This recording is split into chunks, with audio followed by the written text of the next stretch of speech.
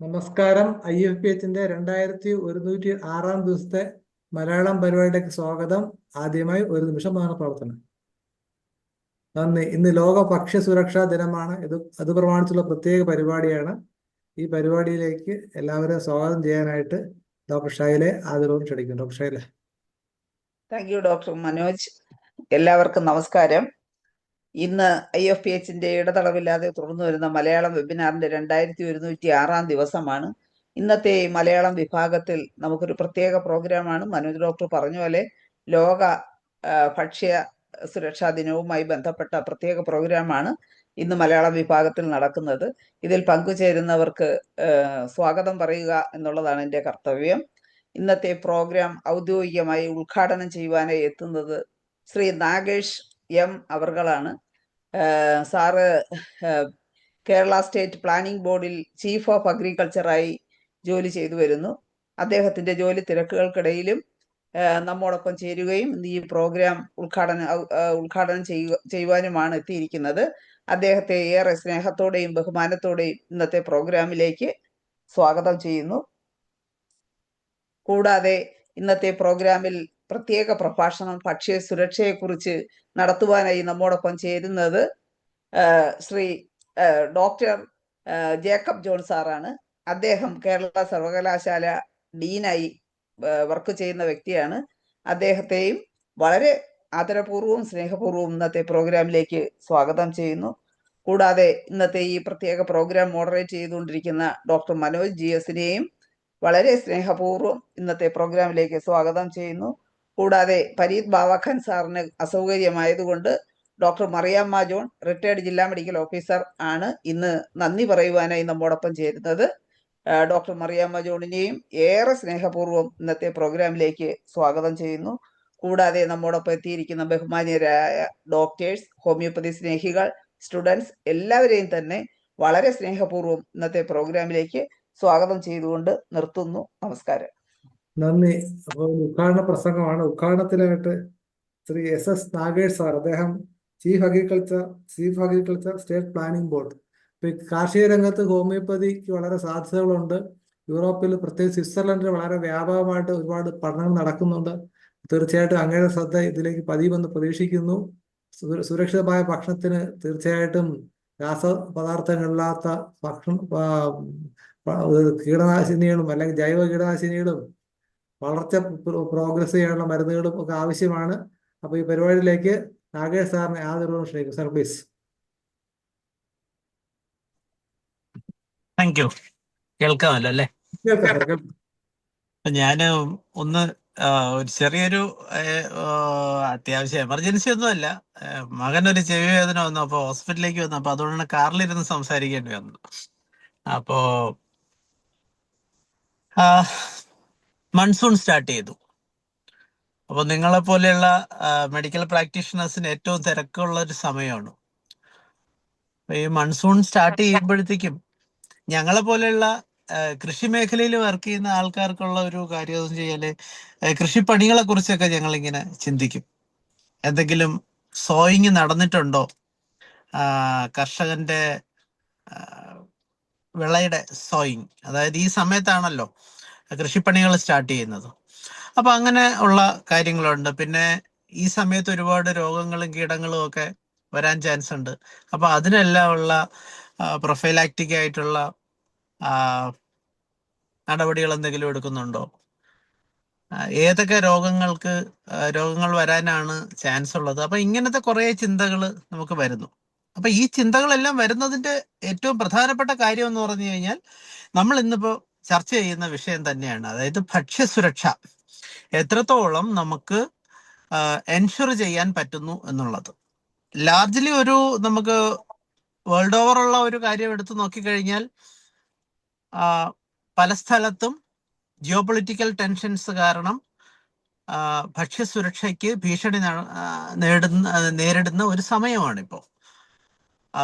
ഒന്ന്, കോസ്റ്റ് കൂടുന്നു എന്നുള്ള ഒരു കാര്യമുണ്ട്. രണ്ട്, ലോജിസ്റ്റിക് ഡിസ്റപ്ഷൻസ് ഉണ്ടായിക്കൊണ്ടിരിക്കുന്നു. അങ്ങനെ പലതരത്തിലുള്ള ആശങ്കകൾ നമുക്ക് ഈ ഭക്ഷ്യ മേഖലയുമായിട്ട് ബന്ധപ്പെട്ട് വരുന്ന ഒരു അവസരത്തിലാണ് നമ്മൾ ഇന്നിപ്പോ ഡോക്ടർ ജേക്കബ് ജോണിന്റെ പ്രഭാഷണമൊക്കെ കേൾക്കാനായിട്ട് നമ്മളിവിടെ തയ്യാറായിരിക്കുന്നത്. ഒന്ന് രണ്ട് കാര്യങ്ങൾ ഞാൻ ഇതിലേക്ക് ഒരു ഉദ്ഘാടന പ്രസംഗത്തിന്റെ ആ പരിമിതിയിൽ നിന്നുകൊണ്ട് പറയാം. ഒന്ന്, നമ്മൾ കൃഷി ചെയ്യണം.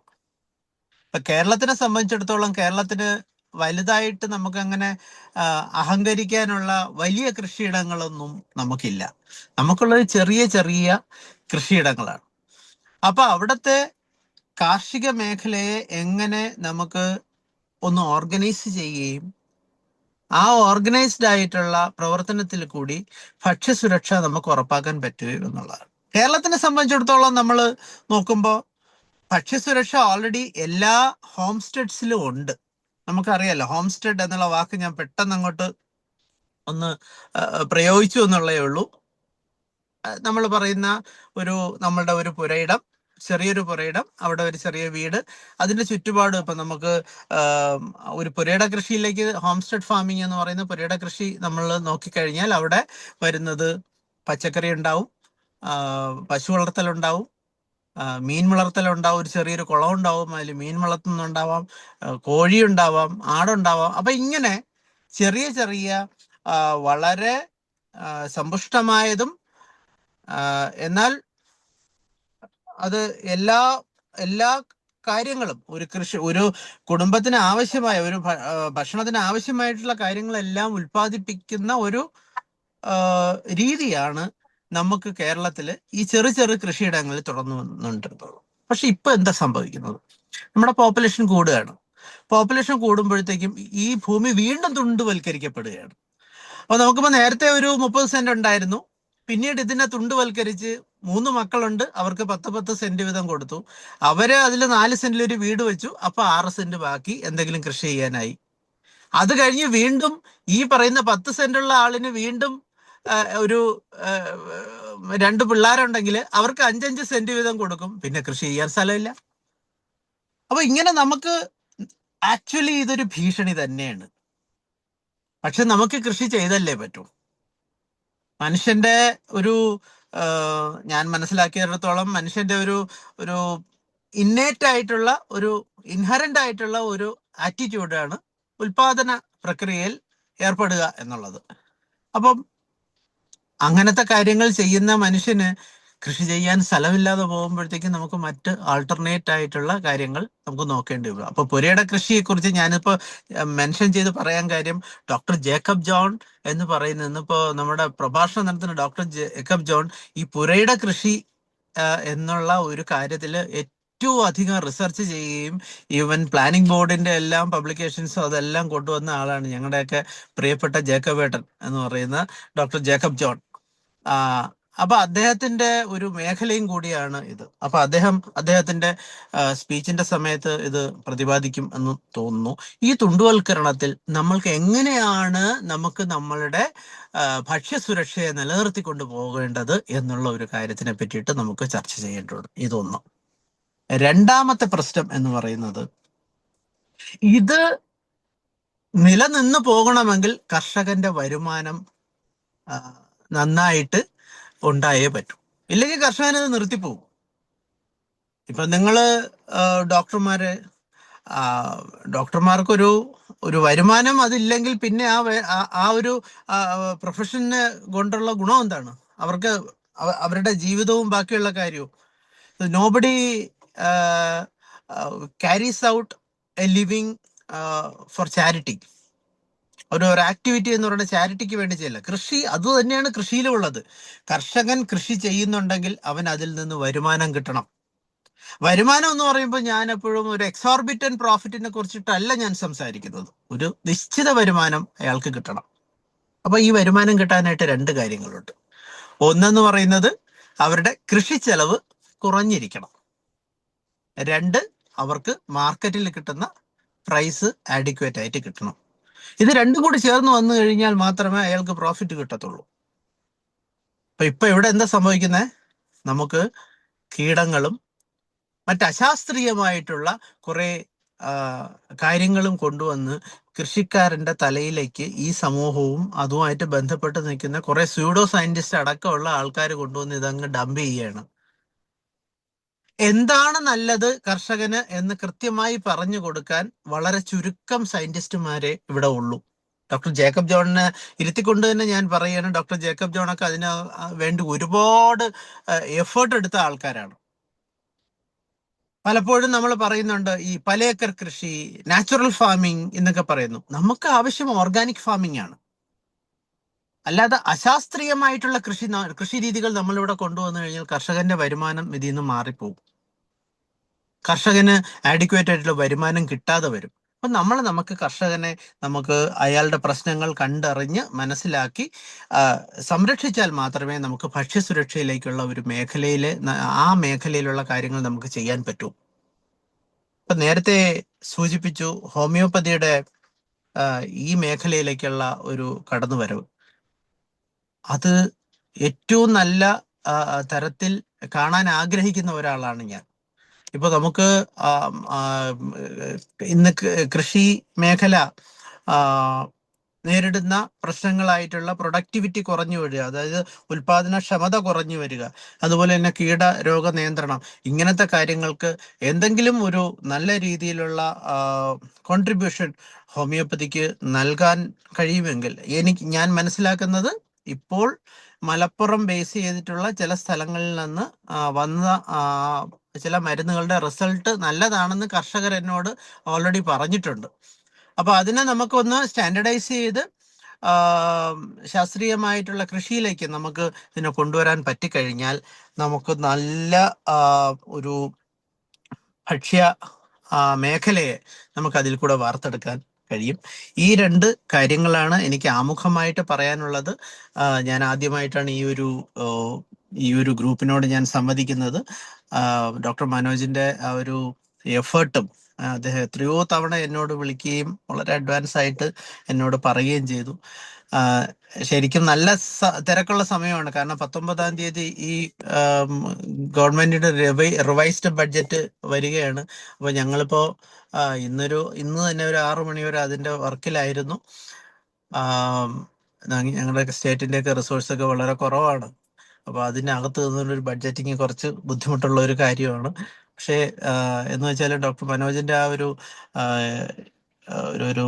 എഫേർട്ടും അദ്ദേഹത്തിന്റെ ഒരു കാര്യത്തിലുള്ള ഒരു ആത്മാർത്ഥതയും കണ്ടപ്പോഴത്തേക്കും ഇതിന് വരണമെന്ന് തോന്നി. ഞാൻ ഇന്നത്തെ ഈ ഒരു സെഷൻ ഉദ്ഘാടനം ചെയ്തതായിട്ട്, നിങ്ങളുടെ എല്ലാവരുടെയും അനുവാദത്തോടുകൂടി ഉദ്ഘാടനം ചെയ്തതായിട്ട് നിങ്ങളോട് പറഞ്ഞുകൊണ്ട് നിർത്തുന്നു. നന്ദി, നമസ്കാരം. വളരെ നന്ദി സാർ. ഇത്രയും തിരക്കുകൾക്കിടയിലും അതിൽ പങ്കെടുത്തു എന്നുള്ളതാണ് വലിയ കാര്യമാണ്. ഇനി പറയുകയുണ്ടായി, നമ്മുടെ വെറ്റിനറി BVSC കഴിഞ്ഞ ആൾക്കാർ പോസ്റ്റ് ഗ്രാജുവേഷനായിട്ട് സർട്ടിഫിക്കറ്റ് കോഴ്സ് ഹോമിയോപ്പതി നടത്തുന്നുണ്ട് മണ്ണുത്തിയിൽ. ധാരാളം പേര് അത് പഠിക്കുന്നുണ്ട്, നല്ല രീതിയിൽ റിസൾട്ട് കിട്ടുന്നുണ്ട്. അതുപോലെ തന്നെ സ്വിറ്റ്സർലൻഡ് ബേസ്ഡ് ഡോക്ടർ നിയോർക്ക മനസസ് ഒരുപാട് സ്റ്റഡീസ് ഗൂഗിളിലൊക്കെ ഇഷ്ടംപോലെ കിടപ്പുണ്ട്, സ്റ്റഡി നടത്തിയിട്ടുണ്ട്. അപ്പോൾ ഈ BSc അഗ്രികൾച്ചർ കഴിഞ്ഞ ആൾക്കാർക്കും ഹോമിയോപ്പതി വേണമെങ്കിൽ പഠിക്കുന്ന രീതിയിലേക്ക് 1 വർഷം 2 വർഷം കോഴ്സുകളും വെക്കുകയാണെങ്കിൽ വൻ വ്യത്യാസം, പ്രത്യേകിച്ച് ഗ്രോത്തിലും അതിന്റെ പ്രിവെന്റീവ് ഇത് കൂടുന്നതിനൊക്കെ സഹായിക്കുന്നതായിട്ട് കാണുന്നുണ്ട്. അപ്പൊ അങ്ങയുടെ ശ്രദ്ധ പതിവെന്ന് വിശ്വസിക്കുന്നതിന് ഈ പങ്കെടുത്തതിൽ വളരെ നന്ദി. ഞങ്ങളുടെ ഉദ്ഘാടന പ്രവർത്തനം പ്രത്യേകിച്ച് നന്ദി. എനിക്കറിയാം മകന് സുഖമില്ല, ആശുപത്രി ഇരിക്കുന്ന അവസ്ഥയിൽ പങ്കെടുത്തു എന്നുള്ളതാണ്. ഒരു ട്രൂ പ്രൊഫഷണലാണ്. അതെ, ആയിരിക്കട്ടെ, ഒരു പ്രൊഫഷണലാണെന്ന് തെളിയിച്ചു. വളരെ നന്ദി സാർ. വാക്സ് കയറി അടഞ്ഞതാ, വേറെ പ്രശ്നമൊന്നുമില്ല. പക്ഷെ ഞാനിപ്പോ ലോഗ് ഔട്ട് ചെയ്യും. ഓക്കെ സാർ, ആയിക്കോട്ടെ. വളരെ നന്ദി. അപ്പൊ ജേക്കബേട്ടന്റെ പ്രസംഗം കേൾക്കാൻ പറ്റത്തില്ല. അദ്ദേഹത്തോട് അതിനോടുള്ള യൂട്യൂബ് അപ്ലോഡ് ചെയ്യുമ്പോൾ സാറിന് അയച്ചു തരാം. അദ്ദേഹത്തിനോട് ക്ഷമ ചോദിച്ചുകൊണ്ട് നിർത്തുന്നു. ഓക്കെ സാർ, ശരി സാർ. Okay, thank you. അപ്പോൾ മുഖ്യ പ്രഭാഷണത്തിലേക്ക് കടക്കുകയാണ്. ജേക്കബ് ജോൺ സാറിന് ആദരവും ക്ഷണിക്കും. Sir please. കേൾക്കാമോ? കേൾക്കാം സാർ, കേൾക്കാം. ഓക്കെ. ബഹുമാനപ്പെട്ട ഇപ്പം ലോഗൌട്ട് ആയെങ്കിലും നമ്മുടെ Nagesh sir, chief of the planning board, അഗ്രികൾച്ചറിന്റെ ചീഫ്, പിന്നെ ഡോക്ടർ മനോജ്, ഈ പറയുന്ന മീറ്റിംഗിൽ അറ്റൻഡ് ചെയ്യുന്ന ഏറ്റവും ബഹുമാനപ്പെട്ട എല്ലാ വ്യക്തികളും, ഇതിൻ്റെ അകത്ത് ഇപ്പം കുറച്ച് കാര്യങ്ങളാണെങ്കിൽ ഓൾറെഡി മിസ്റ്റർ നാഗേഷ് പറഞ്ഞായിരുന്നു. ഭക്ഷ്യസുരക്ഷ എന്ന് പറയുമ്പോൾ രണ്ടുണ്ട്. ഒന്നെന്ന് പറഞ്ഞാൽ ഫുഡ് സെക്യൂരിറ്റി ഉണ്ട്, ഫുഡ് സേഫ്റ്റി ഉണ്ട്. ഫുഡ് സെക്യൂരിറ്റി ഈ രണ്ടും ചെറുതായിട്ട് റിലേറ്റഡ് എന്ന് പറഞ്ഞാൽ, പ്രത്യേകിച്ച് നമ്മുടെ സ്റ്റേറ്റിലെ നോക്കുമ്പോൾ അതിൻ്റെ അകത്ത് നമ്മുടെ കൈവശമുള്ള ഭൂമിയുടെ അളവെന്ന് പറഞ്ഞു കഴിഞ്ഞാൽ പണ്ടത്തെ പോലെ ഏക്കർ കണക്കിനുള്ള സ്ഥലമല്ല. അറ്റ്ലീസ്റ്റ് ഈ പട്ടണങ്ങളിലും അല്ലെ പല പ്രദേശങ്ങളിലുള്ള പണ്ടത്തെക്കാട്ടി ഒരുപാടാണ് ഈ കൈവശമുള്ള ഭൂമിയുടെ അളവ് കുറഞ്ഞു. അപ്പോൾ അന്നേരം നമുക്ക് ശരിക്കും പറഞ്ഞാൽ ഉള്ള സ്ഥലത്ത് നിന്നാണെങ്കിൽ ഉൽപ്പാദിപ്പിക്കുക എന്ന് പറഞ്ഞു കഴിഞ്ഞാൽ വാണിജ്യ ഒരു കമർഷ്യൽ ലെവലിലേക്ക് അല്ലെങ്കിലും നമ്മുടെ വീട്ടിലേക്ക് ആവശ്യമുള്ള, പ്രത്യേകിച്ചും പട്ടണങ്ങളിലുള്ളപ്പോഴൊക്കെ എന്ന് പറഞ്ഞാൽ കൊച്ചു ഏരിയയിൽ നമുക്ക് ആവശ്യമുള്ള കുറച്ച് സാധനങ്ങൾ എങ്ങനെയെങ്കിലും ഉൽപ്പാദിപ്പിക്കാൻ പറ്റുമോ എന്നുള്ളതാണ്. അപ്പൊ അതാണ് നേരത്തെ ഈ പറഞ്ഞതെന്ന് പറഞ്ഞാൽ വീട്ടുവളപ്പിലുള്ള അല്ലെ ഹോം സ്റ്റെഡ് എന്ന് പറയുന്ന കൃഷി. അതായത് വീടും അതിന്റെ ചുറ്റിനുമുള്ള കൃഷി. അത് ചില ഈ ഡെവലപ്പിംഗ് കൺട്രീസിൽ മാത്രമേ ഉള്ളൂ, ഡെവലപ്ഡ് കൺട്രീസിലല്ല. ഡെവലപ്ഡ് കൺട്രീസ് എന്ന് പറഞ്ഞാൽ എക്സ്റ്റെൻസീവ് ആയിട്ടുള്ള ഏരിയ ആണുള്ളത്, ഒരുപാട് ഏക്കർ കണക്കിലുള്ള സ്ഥലം. പക്ഷെ നമ്മളെ സംബന്ധിച്ചെന്ന് പറഞ്ഞാൽ കൊച്ചു തുണ്ടായിട്ടുള്ള, അതായത് ഏറ്റവും വളരെ നമ്മുടെ ഇവിടെ എന്ന് പറഞ്ഞാൽ വളരെ ഇന്ത്യയിൽ തന്നെ ഏറ്റവും ചുരുങ്ങിയ കൈവശ ഭൂമിയുള്ള ഒരു സംസ്ഥാനം എന്ന് നമുക്ക് പറയാം. അപ്പോ അവിടെ നമ്മളാണെങ്കിൽ ഇത് ഉൽപ്പാദിപ്പിക്കാനായിട്ടാണെങ്കിൽ ശ്രമിക്കുന്ന സമയത്ത് നമ്മൾ പല വിളകളാണെങ്കിൽ എടുക്കും. ഇപ്പൊ ഈ ഒന്നെന്ന് പറഞ്ഞാൽ ഭക്ഷ്യസുരക്ഷ എന്ന് പറയുമ്പോൾ നമ്മൾ ചിന്തിക്കേണ്ടത് 2-3 കാര്യങ്ങളുണ്ട്. അതിൻ്റെ അകത്ത് ഒന്നെന്ന് പറഞ്ഞാൽ നമുക്ക് വീട്ടിലേക്ക് ആവശ്യമായിട്ടുള്ള ചില കാര്യങ്ങൾ നമുക്കാണെങ്കിൽ ഉൽപ്പാദിപ്പിക്കാം. നമ്മളത് നോക്കുമ്പോൾ വലിയ ബ്രോഡ് പ്രോസ്പെക്റ്റീവിൽ നോക്കുമ്പോൾ അങ്ങനെയൊന്നും കാണത്തില്ലായിരിക്കും. പക്ഷെ എന്നാലും ജസ്റ്റ് ഒന്ന് നല്ലൊരു ക്രിട്ടിക്കൽ എക്സാമിനേഷൻ നടത്തി കഴിഞ്ഞാൽ, ഇപ്പൊ ഞാനിവിടെ കുമാരപുരത്താണ്. ഡോക്ടർ മനോജാണ് എൻ്റെ ഡോക്ടർ. ഞാൻ സ്ഥിരം സന്ദർശിക്കുന്ന ഡോക്ടറാണ്. നമുക്കിവിടെ എന്ന് പറഞ്ഞു കഴിഞ്ഞാൽ വീട്ടിൽ നോക്കുമ്പോഴത്തേക്കും ഒരു 5 തെങ്ങ്, പിന്നെ ഒരു പപ്പായ, പിന്നെ ഒരു മാവ്, പിന്നെ കുറെ പച്ചക്കറികള്, പിന്നെ ഒരു മുരിങ്ങ, പിന്നെ ഒരു ലെവലോലി, പിന്നെ അങ്ങനെ പിന്നെ ഒരു ഇലിമ്പിപ്പുളി, ഇങ്ങനെ കുറെ കാര്യങ്ങളാണെങ്കിൽ നമ്മൾ വീട്ടിന്റെ അകത്ത് തന്നെ നമ്മൾ ഇത്രയും സ്ഥലമാണെങ്കിലും ഉണ്ട്. അപ്പോ ഈ പറയുന്ന ഇതിൻ്റെ അകത്ത് ഈ ഫുഡ് സെക്യൂരിറ്റി എന്ന് പറയുന്ന ഒരു കാര്യം ഫുഡ് സെക്യൂരിറ്റിയുടെ ഒപ്പം തന്നെയാണ് വരുന്നത് ഈ ഫുഡ് സേഫ്റ്റി. കാരണം നമ്മുടെ വീട്ടിൽ തന്നെ നമ്മളിപ്പം കഴിക്കുന്ന ഭക്ഷണത്തിലാണെങ്കിൽ നമ്മൾ പിള്ളേരുടെ തന്നെ പറയും നിങ്ങൾ ജങ്ക് ഫുഡ് കഴിക്കരുതെന്ന് പറയും. നമ്മുടെ യൂണിവേഴ്സിറ്റി, എൻ്റെ അഗ്രികൾച്ചർ യൂണിവേഴ്സിറ്റി തന്നെ നടത്തിയിരിക്കുന്ന പഠനങ്ങളിൽ ഈ ദൈനംദിനം നമ്മൾ ഉപയോഗിക്കുന്ന, ഞാൻ നേരത്തെ പറഞ്ഞിട്ടത് വിട്ട് കരിവേപ്പില, ചീര, ഇതൊക്കെയാണെങ്കിൽ നമ്മൾ മാർക്കറ്റിൽ നിന്ന് നമ്മൾ വാങ്ങുമ്പോൾ ഗവൺമെന്റിന്റെ വെബ്സൈറ്റിൽ നോക്കിക്കഴിഞ്ഞാൽ നമ്മൾ കേരളത്തിലൊട്ടാകെ പല കടകളിൽ നിന്നും അതുപോലെ തന്നെ ജൈവം എന്ന് പറയുന്ന വിൽക്കുന്ന ഔട്ട്ലെറ്റിൽ നിന്നൊക്കെ എടുത്തിരിക്കുന്ന സാമ്പിൾസിന്റെ അടിസ്ഥാനത്തിൽ നമ്മൾ റിസൾട്ട് ഇടാറുണ്ട്. അതിൻ്റെ അകത്ത് അത് നിങ്ങൾ നോക്കിക്കഴിഞ്ഞാൽ നമുക്ക് അനുവദിച്ചിട്ടുള്ളതിനെക്കാട്ടി അധികമായിട്ടുള്ള രീതിയിലുള്ള കീടനാശിനികളും കുമിൾനാശിനികളും ഒക്കെ, ദാറ്റ് ഈസ് കെമിക്കൽസ്, നമുക്ക് ശരീരത്തിന് ദോഷം ചെയ്യാവുന്ന കെമിക്കൽസ് ആണെങ്കിൽ ഈ ഭക്ഷണ സാധനങ്ങളിലാണെങ്കിൽ ഉണ്ട്. നമുക്ക് അറിയാം, നമ്മുടെ സമയത്തല്ല, നമ്മുടെ ഗ്രാൻഡ് പേരൻസ് അറ്റ്ലീസ്റ്റ് ഉണ്ടായിരുന്ന സമയത്ത് പറഞ്ഞാൽ കുറേ സാധനങ്ങൾ എന്ന് പറഞ്ഞാൽ ഈ വീടിന്റെ ചുറ്റും തന്നെ ഉണ്ടായിരുന്നു. അതിൽ മരുന്നൊന്നും അടിക്കുന്നത് നമുക്കാണെങ്കിൽ അറിയത്തോലുമില്ല. നമ്മളും ആഗ്രഹിക്കുന്ന നമ്മുടെ വീട്ടില് ടെറസിലാണെങ്കിൽ ചിലപ്പോലും ഇവിടെ നമ്മൾ കുറെ ഗ്രോ ബാഗിലോ ചട്ടിയിലോ ഒക്കെ വളർത്തുന്ന സാധനങ്ങളിൽ നമ്മൾ മരുന്നടിക്കത്തില്ല. പക്ഷെ നമ്മൾ കടയിൽ നിന്ന് വാങ്ങുന്ന സാധനം എന്ന് പറഞ്ഞാൽ കമർഷ്യലായിട്ട് ആളുകളാണെങ്കിൽ പ്രൊഡ്യൂസ് ചെയ്യുന്നതാണ്. അവരെന്ന് പറഞ്ഞാൽ അടിസ്ഥാനപരമായിട്ടാണെങ്കിൽ ഇപ്പം ഞാൻ എപ്പോഴും പറയുന്നത് മനുഷ്യരെ ദ്രോഹിക്കുന്നത് മനുഷ്യർ തന്നെയാണ്, നമ്മൾ തന്നെയാണ്. അതിൻ്റെ അകത്ത് നോക്കിക്കഴിഞ്ഞാൽ ഇപ്പം എനിക്കറിയാവുന്ന ഞാൻ കണ്ണൂര് 1-2 ഉദാഹരണം ഞാൻ പറയാം. കണ്ണൂർ ഞാൻ ഒരു പ്രാവശ്യം പോയപ്പോൾ അവിടെ പാവയ്ക്ക ഇങ്ങനെയാണ് ഈ വളർത്തുവാണ് ഒരാള്. വളരെ നന്നായിട്ടുള്ള ഒരു ഫീൽഡിൽ വളർത്തുന്നു. അപ്പം അദ്ദേഹം എന്ന് പറഞ്ഞു കഴിഞ്ഞാൽ ചെയ്യുന്നത് ഓരോ പാവലി പറ്റിയ അതിലൊരു കായീച്ച എന്ന് പറഞ്ഞൊരു സാധനമുണ്ട്, ഇങ്ങനെ മഞ്ഞ കളറാക്കുന്ന, അതിൻ്റെ അകത്താണ് ഈ പുഴു വരും. അപ്പം മഗ്ഗിന്റെ അകത്ത് ഈ പണ്ടുണ്ടായിരുന്ന ഫ്യൂറഡാൻ അല്ലെ കാർബോഫ്യൂറാൻ എന്ന് പറയുന്ന ഒരു കീടനാശിനി കലക്കിയിട്ടാണെങ്കിൽ ഇങ്ങനെ ഓരോ കായും അതിൻ്റെ അകത്ത് ഇങ്ങനെ മുക്കിയാണെങ്കിൽ കൊണ്ടുപോവാണ്. അപ്പോ അതിൻ്റെ അകത്തെന്ന് പറഞ്ഞു കഴിഞ്ഞാൽ ഞാൻ നോക്കിയപ്പോൾ അയാളുടെ വീടിന്റെ അടുത്ത് പക്ഷെ ഒരു സ്ഥലം അവിടെ എന്ന് പറഞ്ഞാൽ ഒരു ചെറിയൊരു സ്ഥലത്താണെങ്കിൽ കുറച്ച് രണ്ടു മൂന്ന് പാവലിന്റെ ആണെങ്കിൽ വള്ളി ഇതെല്ലാം ഉണ്ട്. അതെല്ലാം ആണെങ്കിൽ ഇങ്ങനെ ഞാൻ പറഞ്ഞു ഇതെന്താ ഇത്? അല്ല ഇത് നമുക്കുള്ളതാണ്. അപ്പൊ ഞാൻ പറഞ്ഞു ബാക്കിയുള്ളതോ? അല്ല ബാക്കിയുള്ളത് വിൽക്കാനുള്ളതല്ലേ. നമുക്കുള്ളതാണെങ്കിൽ അതിൻ്റെ അതായത് അദ്ദേഹത്തിന് വീട്ടിൽ കഴിക്കാനുള്ള സാധനത്തിന്റെ അകത്താണെങ്കിൽ പുള്ളി മരുന്നടിക്കത്തില്ല. കാരണം അദ്ദേഹത്തിന് അതിന്റെ ഫുൾ ബോധമില്ലാത്തതുകൊണ്ടല്ല, നല്ല ബോധ്യമുണ്ട്. പക്ഷെ മറ്റേതെന്ന് പറഞ്ഞാൽ അദ്ദേഹത്തിനാണെങ്കിൽ അയാളുടെ ആകെ ജീവിതമാർഗം അതാണ്. അതുകൊണ്ട് നല്ല രീതിയിൽ മാർക്കറ്റിൽ വരുമ്പോൾ നല്ല പച്ചയാണെങ്കിൽ നല്ല ഒരു കീടവും ഒന്നും ഇല്ലാത്ത രീതിയിൽ നമുക്കാണെങ്കിൽ പ്രസന്റ് ചെയ്യുക, നമ്മളത് വാങ്ങിക്കൊണ്ടാണെങ്കിൽ നമ്മൾ പോവുക, നമ്മളത് കഴിക്കുക.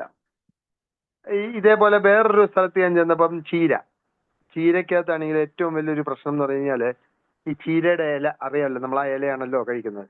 ആ ഇല എല്ലാം കൂടി ഇങ്ങനാണെങ്കിൽ ഒട്ടിയിരിക്കുന്ന ഒരു സംഭവം ഉണ്ട്. ഒട്ടിയിരിക്കുന്ന പറഞ്ഞാൽ അതിൻ്റെ അതൊരു ലീഫ് വെബർ എന്ന് പറയും, ഒരു കീടമാണത്. ഈ ഇലത്തിനെ ഇങ്ങനാണെങ്കിൽ ചുരുക്കി പിടിച്ച് അതിൻ്റെ അകത്താണെങ്കിൽ മുട്ടയിടും. അപ്പൊ ഇവരെന്താ ചെയ്യുന്നതെന്ന് വെച്ച് കഴിഞ്ഞാൽ ഇതിൻ്റെ അകത്ത് അന്നൊരു സെവിൻ എന്ന് പറഞ്ഞൊരു കെമിക്കൽ ഉണ്ടായിരുന്നു അന്ന്. അതിങ്ങനെ അതിലാണെങ്കിൽ ഇങ്ങനെ അങ്ങ് ഇടുവാங்க, അത്രയും ഇടും. അപ്പോ ബാക്കിയുള്ള ഇനിയിപ്പോ നമ്മളൊരു കിഴങ്ങ് വർഗ്ഗമാണെങ്കിൽ താഴത്തെ ആണെങ്കിൽ കിഴങ്ങാണ് കഴിക്കുന്നത്, മണ്ണിന്റെ അടിയിലുള്ളത്. പക്ഷെ ഇതെന്ന് പറഞ്ഞാൽ ഇല ആസ് സച്ച് നമ്മളാണെങ്കിൽ അങ്ങ് കഴിക്കുവാണ്. അപ്പൊ നമുക്ക് കിട്ടുമ്പോൾ നല്ല ഫ്രഷ് ആയിട്ടുള്ള, നമ്മൾ നോക്കുമ്പോൾ നല്ല ചുമന്ന നിറവും നല്ല രീതിയിൽ ഹെൽത്തി ആയിട്ടുള്ള സാധനം എടുക്കും. അപ്പൊ നമ്മളെ പണ്ടാണെങ്കിൽ നമ്മുടെ ടീച്ചേഴ്സൊക്കെ പഠിപ്പിക്കുമ്പോൾ പറയുന്നത് പറഞ്ഞാൽ മാർക്കറ്റിൽ പോയി കഴിഞ്ഞാൽ നിങ്ങൾ പച്ചക്കറി വാങ്ങുമ്പോൾ എന്തെങ്കിലും ചെറിയ ഒരു പ്രശ്നമുള്ള സാധനം, ഇനി മഞ്ഞളിപ്പോ അതോ അല്ലെങ്കിൽ എന്തെങ്കിലും ഒരു ചെറിയ ഇലയിലാണെങ്കിൽ ഇപ്പം തന്നെ ചീരയിലാണെങ്കിൽ ഇലയുടെ ആണെങ്കിൽ പുള്ളി രോഗമുണ്ട്, അങ്ങനത്തെ എടുത്തു കഴിഞ്ഞാൽ അതിന്റെ അർത്ഥം എന്ന് പറഞ്ഞാൽ അതിൻ്റെ അകത്ത് വലുതായിട്ട് മരുന്ന് വീണിട്ടില്ല. അപ്പൊ നമ്മളാണെങ്കിൽ അങ്ങനത്തെ ഒരു സാധനമാണ് നോക്കിയെടുക്കുന്നത്. പക്ഷെ അതല്ലാന്ന് പറഞ്ഞാൽ നല്ലൊരു പാവലാണെങ്കിൽ നല്ല പച്ച നിറം, നല്ല നമുക്ക് കാണുമ്പോൾ തന്നെ ഭയങ്കരമാണെങ്കിൽ നമുക്കാണെങ്കിൽ ഒരു ഇഷ്ടം തോന്നുന്ന രീതിയിൽ എടുത്തു കഴിഞ്ഞാൽ അത് വേറെ ഒന്നുമില്ല, അതിൻ്റെ അകത്താണെങ്കിൽ ആ സാധനം എല്ലാം ഉണ്ട്, നല്ല രീതിയിലും ഉണ്ട്. പിന്നെ അത് നമ്മളാണെങ്കിൽ കൊണ്ടുവരും. അപ്പൊ നമ്മളിത് കൊണ്ടുവന്ന് എടുക്കുമ്പോൾ ഇതിൻ്റെ അകത്ത് ഇനി അതിന്റെ അപ്പുറമാണെങ്കിൽ പഠനങ്ങൾ പോയിട്ടുണ്ട്. ഇതിൻ്റെ അകത്ത് ഒരു പരിധി വരെ, ഇപ്പൊ ഉദാഹരണത്തിന് മുന്തിരിങ്ങ, ഞാനിപ്പം നിങ്ങൾക്ക് അറിയത്തില്ല, നിങ്ങൾ കണ്ടിട്ടുണ്ടായിരിക്കാം ചിലപ്പോൾ ആ വീഡിയോ. ഈ തമിഴ്നാട്ടിൽ നിന്നാണ് മുന്തിരിങ്ങ വരുന്നത്, കറുത്ത മുന്തിരിങ്ങ. ആ മുന്തിരിങ്ങ നിങ്ങൾ കിട്ടുമ്പോൾ തന്നെ അറിയാം, മുകളിലൊരു ചെറിയൊരു വൈറ്റ് ഒരു പാട് പോലത്തെ ഉണ്ട് അതിൻ്റെ അകത്ത്. ആ പാടെന്ന് പറഞ്ഞു കഴിഞ്ഞാൽ അതൊരു മരുന്നിന്റെ ഇതാണ്, ഒരു മരുന്ന് അടിച്ചിരിക്കുന്നതിൻ്റെയാണ്. അപ്പൊ അയാളാണെങ്കിൽ ആ മറ്റേ കൃഷി ചെയ്യുന്ന ആൾ പറഞ്ഞതെന്ന് പറഞ്ഞാൽ ഇവിടുത്തെ ഏറ്റവും വലിയ പ്രശ്നം ഇതിനകത്ത് കിളികളാണ്. കിളികൾ വന്ന് ഈ മുന്തിരിങ്ങ പറിച്ചുകൊണ്ടാണെങ്കിൽ കടിച്ചോണ്ടെങ്കിൽ പോകും. നമ്മൾ ഈ മരുന്ന് അടിച്ചു കഴിഞ്ഞാൽ എല്ലാം അതിൻ്റെ ആ വീഡിയോ ഉണ്ട് അവിടെ. ആ മരുന്ന് അടിച്ചു കഴിഞ്ഞാൽ പുള്ളി പറയുന്നത് ഈ കിളി ഈ പറയുന്ന മുന്തിരിങ്ങ വായിലിട്ടിട്ടാണെങ്കിൽ ഈ കണ്ടം കടക്കത്തില്ലെന്നാണ് പറയുന്നത്. അതിന് മുമ്പേ അതാണെങ്കിൽ അതിന് തത്തു വീഴുന്നത് ആ കിളി. മീൻസ് അത്രയും വീര്യം ഉണ്ട് അതിനുണ്ട്. ആ സാധനമാണ് നമുക്ക് കിട്ടുന്നത്. അത് നമ്മളാണെങ്കിൽ ആ വെള്ള ഇത് കാണുന്നത് പണ്ടൊക്കെ എന്ന് പറഞ്ഞു കഴിഞ്ഞാൽ എനിക്കറിയാം, കൊച്ചിലെ മുതലേ ഞാനാണെങ്കിൽ നമ്മൾ കഴിക്കുന്നത് നമ്മളാണെങ്കിൽ അത് അതുപോലെ ആണെങ്കിൽ എടുത്താണെങ്കിൽ ആ കറുത്ത മുന്തിരിങ്ങ ഇങ്ങനെ കഴിക്കും. പക്ഷെ ഇപ്പം എന്ന് പറഞ്ഞാൽ ഒന്ന് ചെറുതായിട്ടൊന്ന് കഴിവായിരിക്കും. പക്ഷെ ഇപ്പം ഇതിനെയെല്ലാം അതിജീവിക്കാനുള്ള മാർഗങ്ങൾ നമുക്ക് കുറച്ചൊക്കെ ഒരു പരിധി വരെ ആണെങ്കിൽ. അപ്പൊ ഉദാഹരണത്തിന് തന്നെ നമ്മൾ മുന്തിരിങ്ങ മേടിക്കുന്നു. ഈ മുന്തിരിങ്ങ ആദ്യം എന്ന് പറഞ്ഞു കഴിഞ്ഞാൽ ഒന്നെങ്കിൽ ചെറിയ ഉപ്പിട്ടിട്ടാണെങ്കിൽ അല്പം ലൂക്വാം വാട്ടർ, ചെറിയ ചൂടുള്ള വെള്ളത്തിലാണെങ്കിൽ മുക്കിയിടുക, അല്ലെ വിനാഗിരി അല്പമായിട്ടിട്ടുള്ള ആ വെള്ളത്തിന്റെ അത് കുറച്ചു നേരം മുക്കിയിടുക, എന്നിട്ട് പിന്നെ ഇടുക. അങ്ങനെയൊക്കെ വരുമ്പോഴത്തേക്കും ഇതിനെയാണെങ്കിൽ ഇത് വാഷ് ഔട്ട് ചെയ്യും. പിന്നെ ബാക്കിയുള്ളതെന്ന് പറഞ്ഞാൽ കുക്കിംഗ് പ്രൊസീജിയറിൽ ഇപ്പൊ നമ്മൾ തന്നെ മരച്ചീനി കഴിക്കുമ്പോൾ, ഈ മരച്ചീനി കഴിക്കുമ്പോൾ പണ്ട് മുതലേ നമ്മളാണെങ്കിൽ ഇത് വേവിച്ചിട്ട് ഈ വെള്ളം എന്ന് പറഞ്ഞാൽ ഊറ്റിക്കളയുന്നത് എന്തുകൊണ്ടാണ്? അതിൻ്റെ അകത്ത് ഹൈഡ്രോസയനിക് ആസിഡ് ഉണ്ട്. ദാറ്റ് ഈസ് നാച്ചുറൽ ആയിട്ടുള്ളതാണ്.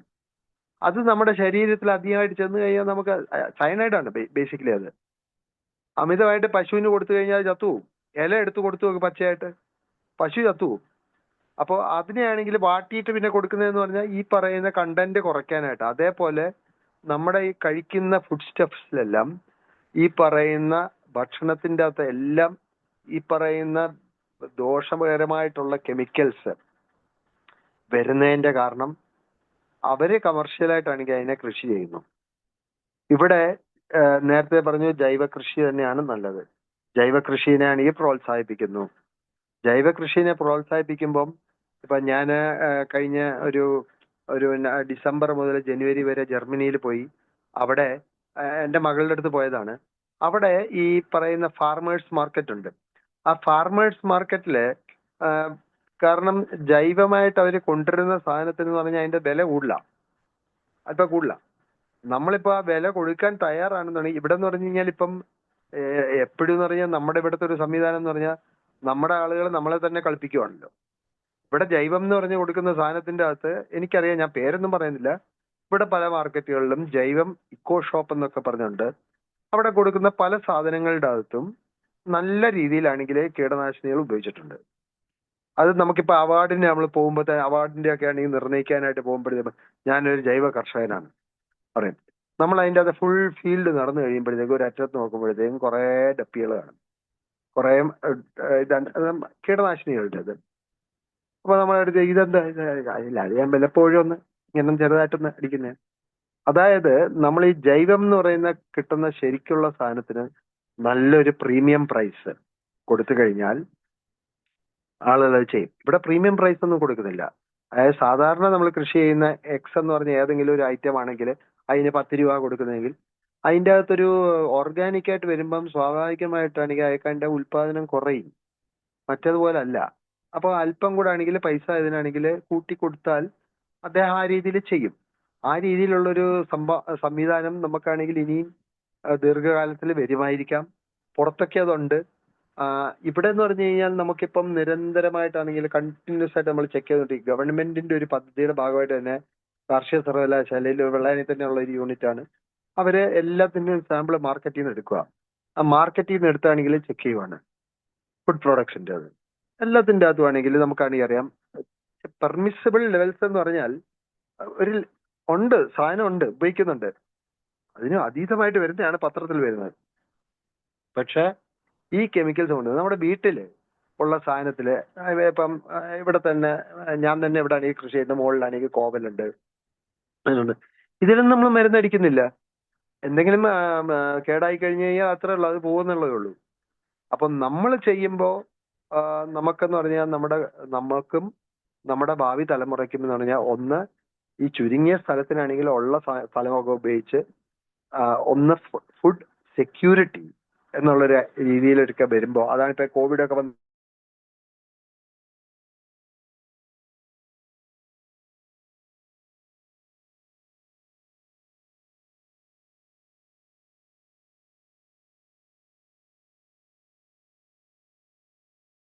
എന്നുള്ള ഒരു രീതി ഇരിക്കും.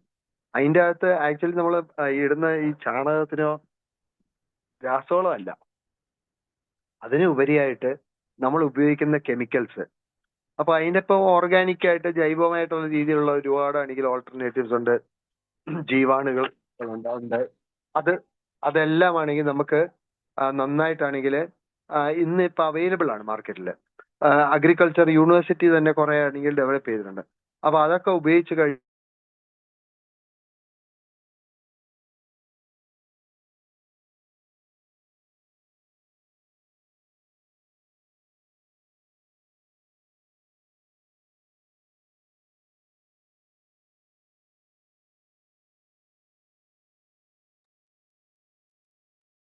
നോക്കാമല്ലോ. ഉള്ള കുറച്ച് സ്ഥലത്താണെങ്കിൽ ഒരു ചെറിയ ബാഗിൻ്റെ അതാണെങ്കിൽ വളർത്തി കഴിഞ്ഞാൽ വല്ലപ്പോഴും ആണെങ്കിൽ കുറച്ച് ചീര കിട്ടും. അങ്ങനെ ഓരോ കാര്യങ്ങൾ, ഓരോ ചെറിയ ചെറിയ കാര്യങ്ങളാണെങ്കിൽ നമുക്ക് ചെയ്യാൻ പറ്റും.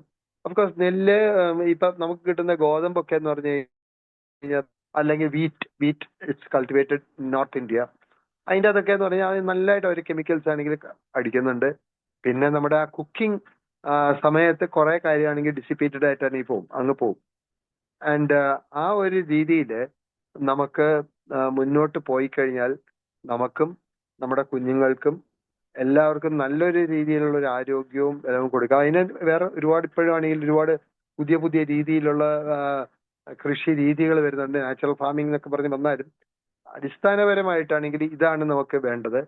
വൺ ഈസ് നമുക്ക് ആവശ്യമുള്ള ഭക്ഷണമാണെങ്കിൽ നമ്മളാണെങ്കിൽ ഇപ്പൊ ഈ പറയുന്ന തന്നെ നിങ്ങൾക്കറിയാം നമുക്കെല്ലാം ഒന്നും ആണെങ്കിൽ ഇവിടുന്ന് കിട്ടുന്നില്ല.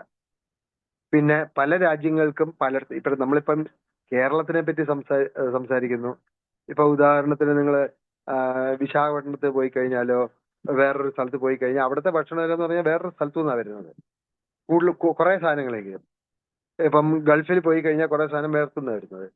അപ്പൊ അവിടെയൊക്കെ എന്ന് പറഞ്ഞാൽ ഇപ്പൊ തന്നെ ഈ പറയുന്ന യുദ്ധം നടക്കുന്നത് ഈ നമ്മുടെ ഫുഡ് സെക്യൂരിറ്റിയെ ഒരുപാടാണെങ്കിൽ ബാധിക്കുന്ന രീതിയിലാണ് ഈ പറയുന്ന ഇത് വന്നിട്ടുള്ളത്. കാരണം അവിടുന്ന് ഇങ്ങോട്ട് കിട്ടേണ്ട കുറെ സാധനങ്ങളുണ്ട്, ഇവിടുന്ന് അങ്ങോട്ട് കിട്ടും. നമ്മുടെ ആണെങ്കിൽ ഡെയിലി ഡയറ്റിലുള്ള സാധനങ്ങൾ അത് നമുക്ക് കിട്ടേണ്ടത് ഇവിടുന്ന് തന്നെയാണ്. സോ അത് നമ്മളാണെങ്കിൽ കൾട്ടിവേറ്റ് ചെയ്യാനായിട്ടും ബാക്കിയുള്ളവർ കൾട്ടിവേറ്റ് ചെയ്യുന്നവരെ ആണെങ്കിൽ ഹെൽപ്പ് ചെയ്യാനായിട്ടുള്ള നടപടികൾ നമ്മൾ എടുക്കണം. കെമിക്കൽസിന്റെ യൂസ് കഴിയുന്നോ ആണെങ്കിൽ അതിൻ്റെ അകത്ത് ഉണ്ട്, അതിൻ്റെ അകത്ത് കീടങ്ങളുണ്ട്. കമേഴ്ഷ്യലായിട്ട് ചെയ്യുമ്പോൾ കീടങ്ങളുണ്ട്. പക്ഷെ അതിൻ്റെ അകത്ത് എല്ലാം നമ്മളാണെങ്കിൽ ലെവൽസ് പറഞ്ഞിട്ടുണ്ട്. അതാണ് ഞാൻ പറഞ്ഞത് നേരത്തെ. ഈ പാവലിലാണെങ്കിൽ കായീച്ച എന്ന് പറഞ്ഞൊരു വലിയ പ്രശ്നമാണ്. അന്ന് ആ കായീച്ച പിടിക്കാനായിട്ടാണെങ്കിൽ കെണിയുണ്ട്. ആ കെണി വെച്ച് കഴിഞ്ഞാൽ എല്ലാ പെണ്ണീച്ചയും വന്ന് അതിൻ്റെ അകത്താണെങ്കിൽ ആണീച്ച എല്ലാം അതിൻ്റെ അകത്ത് വന്ന് അങ്ങ് വീഴും. പിന്നെ അതല്ലാതെ വേറെ എന്ന് പറഞ്ഞാൽ ചിരട്ടയ്ക്കകത്താണെങ്കിൽ കെണി വെച്ച് കഴിഞ്ഞാൽ പെണ്ണീച്ച എല്ലാം അതിൻ്റെ അകത്ത് വന്ന് വീഴും. അങ്ങനെ കുറെ ഈ മീൻസ് ട്രാപ്പ് എന്ന് പറയും, ട്രാപ്പ്, ഫിറോമോൺ ട്രാപ്പ് ഒക്കെയാണത്. അപ്പോൾ അങ്ങനത്തെ കാര്യങ്ങളൊക്കെ ട്രാപ്സ് ആണെങ്കിൽ വെച്ചിട്ട് നമുക്കാണെങ്കിൽ ചെയ്യാൻ പറ്റും. എന്നാലും കമേഴ്ഷ്യലായിട്ട് ചെയ്യുന്നവർക്ക് അവർക്ക് ലാഭം ഉള്ളതുകൊണ്ട് അവരാണെങ്കിൽ കുറെ കാര്യങ്ങൾ ഉപയോഗിക്കും. അപ്പോ അതിനെയൊക്കെ ആണെങ്കിൽ ഈ പറയുന്ന ഒരു എലിമിനേറ്റ് ചെയ്യാനും മെത്തേഡ്സ് ആണ് നമ്മളിപ്പോൾ നോക്കുന്നത്. നമ്മൾ വാങ്ങുന്ന സാധനത്തിനകത്തുള്ള കീടനാശിനികൾ, കുമിൾനാശിനികൾ ഇതൊക്കെ എലിമിനേറ്റ് ചെയ്യാൻ. പിന്നെ നമ്മൾ പറഞ്ഞിരിക്കുന്ന മരുന്നുകളുടെ തന്നെ എന്ന് പറഞ്ഞാൽ ഒരു അളവുണ്ട്. അങ്ങനെ ഒരു കമേഴ്ഷ്യൽ ഉള്ള ആളാണെങ്കിൽ ചിലപ്പോൾ അത് ചെയ്യണമെന്നില്ല, ആ അളവിൽ ചെയ്യണമെന്നില്ല, അതിനെക്കാട്ടിയും കൂടുതലിടും. അപ്പൊ ഞാൻ ഇപ്പൊ പറയാം, എനിക്ക് തലവേദന എടുക്കുന്നു, ഇപ്പം പറയാണ് നിങ്ങളൊരു 1/2 ടാബ്ലറ്റ് പാരസെറ്റമോൾ അല്ലെങ്കിൽ ഒരു ഇത്രയും mg കഴിച്ചാൽ, അപ്പം പാരസെറ്റമോൾ കൂടുതൽ കഴിച്ചു കഴിഞ്ഞാൽ തലവേദന പെട്ടെന്ന് മാറുമെന്ന് പറഞ്ഞാൽ ദാറ്റ് ഈസ് ഡിഫറെന്റ്. എന്നെ ശരീരത്തിന് ദോഷം ചെയ്യും അത്. ഇത് തന്നെയാണ് നമ്മുടെ ക്രോപ്സിലും വരുന്നത്. അയാളെ സംബന്ധിച്ച് അയാളല്ലാതെ കഴിക്കാൻ പോകുന്നത്, അദ്ദേഹം നമുക്ക് തരുന്നതാണ്. അയാൾക്കാണെങ്കിൽ ഏറ്റവും നല്ല ക്ലീൻ ആയിട്ടുള്ള ക്രോപ്പ് നമുക്കാണെങ്കിൽ ഡെലിവറി ചെയ്യണം, നമുക്കതിനെ പറ്റി അവെയറും അല്ല. സോ ഈ ഒരു രീതിയിലുള്ള ഒരു കാര്യങ്ങൾ നമുക്കൊന്നൊരു ബോധം വേണം. ഏറ്റവും നല്ലതെന്ന് പറഞ്ഞാൽ കുറെ പറ്റുന്ന അത്രയും കാര്യങ്ങളെങ്കിലും നമ്മുടെ വീടുകളിൽ, നമ്മുടെ വീട്ടുവളപ്പിൽ തന്നെ നമുക്ക് ചെയ്യാൻ പറ്റുവാണെങ്കിൽ നല്ല ഒന്നെന്ന് പറഞ്ഞാൽ ഫുഡ് സെക്യൂരിറ്റിയും വരും, ഫുഡ് സേഫ്റ്റിയും വരും. ഈ രണ്ട് കാര്യങ്ങളും നമുക്കാണെങ്കിൽ അച്ചീവ് ചെയ്യാൻ പറ്റുന്നത് നമ്മുടെ ആണെങ്കിൽ വീടുകളിൽ തന്നെയാണ്. അതിന് ഓരോരുത്തരാണെങ്കിലും ശ്രമിച്ചു കഴിഞ്ഞാൽ നല്ലൊരു രീതിയിൽ മുന്നോട്ട് നമുക്കും നമ്മുടെ ഭാവി തലമുറയ്ക്കും പോകാൻ പറ്റുമെന്നാണ് എനിക്ക് തോന്നുന്നത്. എനിക്ക് ഈ അവസരം തന്ന ഡോക്ടർ മനോജ്, പിന്നെ അതുപോലെ തന്നെ എല്ലാവർക്കും ഞാൻ നന്ദി പറഞ്ഞുകൊണ്ടാണെങ്കിൽ നിർത്തുന്നു. നന്ദി, നമസ്കാരം. വളരെ സാർ, കുറഞ്ഞ സമയം കൊണ്ട് തന്നെ വളരെയധികം കാര്യങ്ങൾ സാറ് പറയുകയുണ്ടായി. രണ്ട് കാര്യങ്ങളാണോ, ഒന്ന് food security and food safety, രണ്ട് കാര്യങ്ങളുണ്ട്. അപ്പം ഫുഡ് സെക്യൂരിറ്റി ഉണ്ടായിട്ട് മാത്രമേ ഫുഡ് സേഫ്റ്റി വരുവുള്ളൂ എന്നുള്ളതാണ്. ഇപ്പോൾ ഫുഡ് സെക്യൂരിറ്റിക്ക് ഏറ്റവും പ്രധാനം നമ്മുടെ പ്ലാവ് തന്നെയാണ് പറയില്ല. മുറ്റം നിറയെ, വീട്ടിൽ നിറയെ പിള്ളേരും മുറ്റം നിറയെ പ്ലാവിൽ നിറയെ ചക്കയെന്ന് പറയും. അപ്പൊ അത്രത്തോളം ഫുഡ് സേഫ്റ്റിക്ക് ഏറ്റവും ഉപയുക്തമായതും ഏറ്റവും വിഷരഹിതമായതാണ് പ്ലാവ്. അതുപോലെ തന്നെ വിവിധതരം കൃഷി രീതിയെ കുറിച്ച് പറയുകയുണ്ടായി. അടുത്ത കാലത്ത് ധാരാളം അവയർനെസ് അതിനെ കുറിച്ച് വന്നിട്ടുണ്ട്. പ്രത്യേകിച്ച് എനിക്ക് തോന്നുന്നു നമ്മുടെ ആകാശവാണിയുടെ കാർഷിക പണ്ട് വർഷങ്ങൾക്ക് മുമ്പേ ഉണ്ട്, ഒരുപാട് ആൾക്കാർക്ക് അത് ഗുണം ചെയ്തിട്ടുണ്ട്. പക്ഷെ എന്നാലും സാറ് പറഞ്ഞ പോലെ രാസപദാർത്ഥങ്ങൾ എങ്ങനെ ഉപയോഗിക്കണം, ഏതൊക്കെ ഉപയോഗിക്കാം, ഡീഗ്രേഡ് ചെയ്യുന്ന ഏതൊക്കെയാണ് എന്നുള്ളതിനെ കുറിച്ചൊക്കെ ഇനിയും ധാരണ എത്തേണ്ടതുണ്ട്.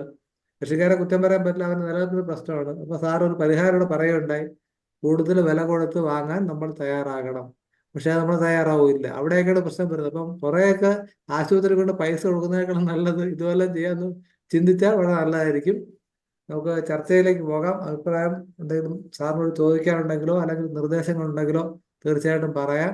ദയവായിട്ട് ഹാൻഡ് റൈസ് ചെയ്യുക. സാർ, നമ്മുടെ കാർഷിക സർവകലാശാല എത്രത്തോളം ഈ രീതിയിലുള്ള കൃഷി രീതികൾ മാറിയിട്ടുണ്ട് സാർ അടുത്ത കാലത്തായിട്ട്? അല്ല, നമ്മളിപ്പോ ഇതിൻ്റെ അകത്ത് ഈ കൃഷി രീതികൾ ഒന്നെന്ന് പറഞ്ഞാല് നേരത്തെ നമ്മൾ പണ്ട് മുതലേ നോക്കിക്കഴിഞ്ഞാൽ ഇതിന്റെ നമ്മുടെ ഓരോ വിളയ്ക്കും ഉള്ള ശുപാർശകൾ നോക്കിക്കഴിഞ്ഞാൽ അതിൻ്റെ അകത്ത് ജൈവവളവും അതുപോലെ തന്നെ രാസവളവും അതുപോലെ തന്നെ പല കീടനാശിനികളുടെ ഒക്കെ ആണെങ്കിൽ കീടങ്ങളുടെയും രോഗങ്ങളുടെ ഒക്കെ നിയന്ത്രണത്തിന് വേണ്ടിയുള്ള കെമിക്കൽസ് ഒക്കെ പറഞ്ഞിട്ടുണ്ട്. എന്നാൽ അതിന് ശേഷമാണ് നമ്മുടെ യൂണിവേഴ്സിറ്റി ഒരു organic package of practices separate ഇറക്കി. പണ്ടെന്ന് പറയുന്നത് നമ്മൾ റെഗുലറായിട്ട് ഇറക്കുന്നതാണ് പാക്കേജ് ഓഫ് പ്രാക്ടീസ് എന്ന് പറയുന്നത്, ശുപാർശകൾ അടങ്ങിയിരിക്കുന്ന ഒരു പുസ്തകം. അതിൻ്റെ അകത്ത് ഈ രാസവസ്തുക്കളില്ല. എന്നാൽ ഈ രാസവസ്തുക്കളെല്ലൊക്കെ ആണെങ്കിൽ ഒഴിവാക്കിക്കൊണ്ടുള്ള ഒരു പാക്കേജ് നമ്മുടെ യൂണിവേഴ്സിറ്റി ഇറക്കിയിട്ടുണ്ട്.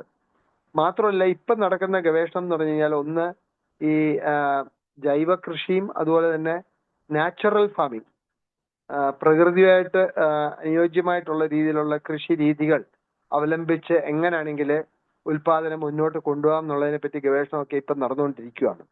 അത് കാരണം ഈ ചെറിയ ഞാൻ പറഞ്ഞല്ലേ ഇതുപോലെ പച്ചക്കറികൾ പോലത്തെ ഉള്ളതിലാണെങ്കിൽ അല്പം കൂടെ പെട്ടെന്ന് റിസൾട്ട് വരും. പക്ഷെ ദീർഘകാല വിളകളിൽ ആക്ച്വലി ഈ പറയുന്ന കണക്ക് നമ്മുടെ വീടുകൾ നോക്കി കഴിഞ്ഞാൽ പലയിടത്തും ഇപ്പൊ തെങ്ങ് ഉദാഹരണത്തിന്, അല്ലെ പ്ലാവ്, മാവ്, ഇതിനാരാ എന്താ രാസവളം അടിക്കുന്നത്, രാസവളം ഇടുന്നത്, ആരാ അതിൻ്റെ അകത്ത് മരുന്നടിക്കുന്നത്, അതൊക്കെ ആ രീതിയിൽ തന്നെയാ പോകുന്നത്. അപ്പൊ അതുകൊണ്ട് തന്നെ അതൊന്നും ആണെങ്കിൽ ഇപ്പം ഒരു നേരത്തെ സാറ് പറഞ്ഞ പോലെ ആണെങ്കിൽ പ്ലാവിൻ്റെ അകത്തുള്ള ചക്കയെന്ന് പറഞ്ഞു കഴിഞ്ഞാൽ അതിൻ്റെ അകത്ത് ആരും ഒരു രീതിയിലുള്ള മരുന്നൊന്നും അടിക്കുന്നില്ല, ഒരു രീതിയിലുള്ള രാസവളവും ഇടുന്നില്ല. അത് വളരുക, കായ്ക്കുക, ഒന്നുകിലാണെങ്കിൽ പഴുത്ത് തറയെ വീഴുക, അതല്ലെങ്കിൽ നമ്മളാണെങ്കിൽ എടുത്ത് കഴിക്കുക. പക്ഷെ ബാക്കിയുള്ള വിളകളിൽ കൃത്യമായിട്ടുള്ള ഗവേഷണം ഇപ്പം നമ്മൾ നടക്കുന്നുണ്ട്. ഒന്നൊന്നായിട്ട് ആ റിസൾട്ട് ഇപ്പൊ പുറത്ത് വരും. ജൈവ കൃഷിയുടെ ആണെങ്കിൽ ഒരു പാക്കേജ് ഓൾറെഡി നമുക്കുണ്ട്. Okay sir. അപ്പൊ ഇതിന് ഈ കൃഷിക്കാരിൽ നിന്ന് മാറി പ്രത്യേകിച്ച് ഗ്രൂപ്പുകളിലേക്ക് കൃഷി മാറുകയാണെങ്കിൽ ഇതുകൊണ്ട് പ്രയോജനം ഉണ്ടാവും.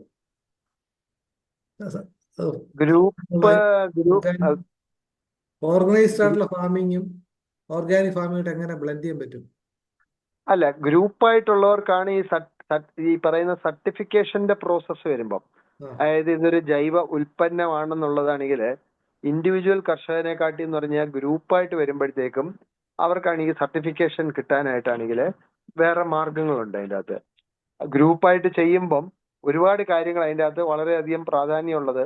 ഇപ്പോൾ ഉദാഹരണത്തിന് നമ്മളിപ്പം തെങ്ങാണെങ്കിൽ നമുക്ക് എൻ്റെ തെങ്ങിനാണെങ്കിൽ ഒരു ചെറിയ പ്രോബ്ലം ഉണ്ട്, അതിന് ഞാനാണെങ്കിൽ എന്തെങ്കിലും ചെയ്യുന്നു, അപ്പുറത്തെ ആളത് ചെയ്തില്ലെങ്കിൽ വേറൊന്നുമില്ല, അവിടെ നിന്നുള്ള സാധനം ഇപ്പൊ ഉദാഹരണത്തിന് കൊമ്പൻ ചെല്ലി തന്നെ ഇവിടെ ഞാൻ എന്തെങ്കിലും ആണെങ്കിൽ ഇപ്പൊ മണലിട്ടോ എന്തെങ്കിലും ആണെങ്കിൽ ഒക്കെ ചെയ്യുന്നു, അതിന്റെ മാർഗങ്ങളുണ്ട്.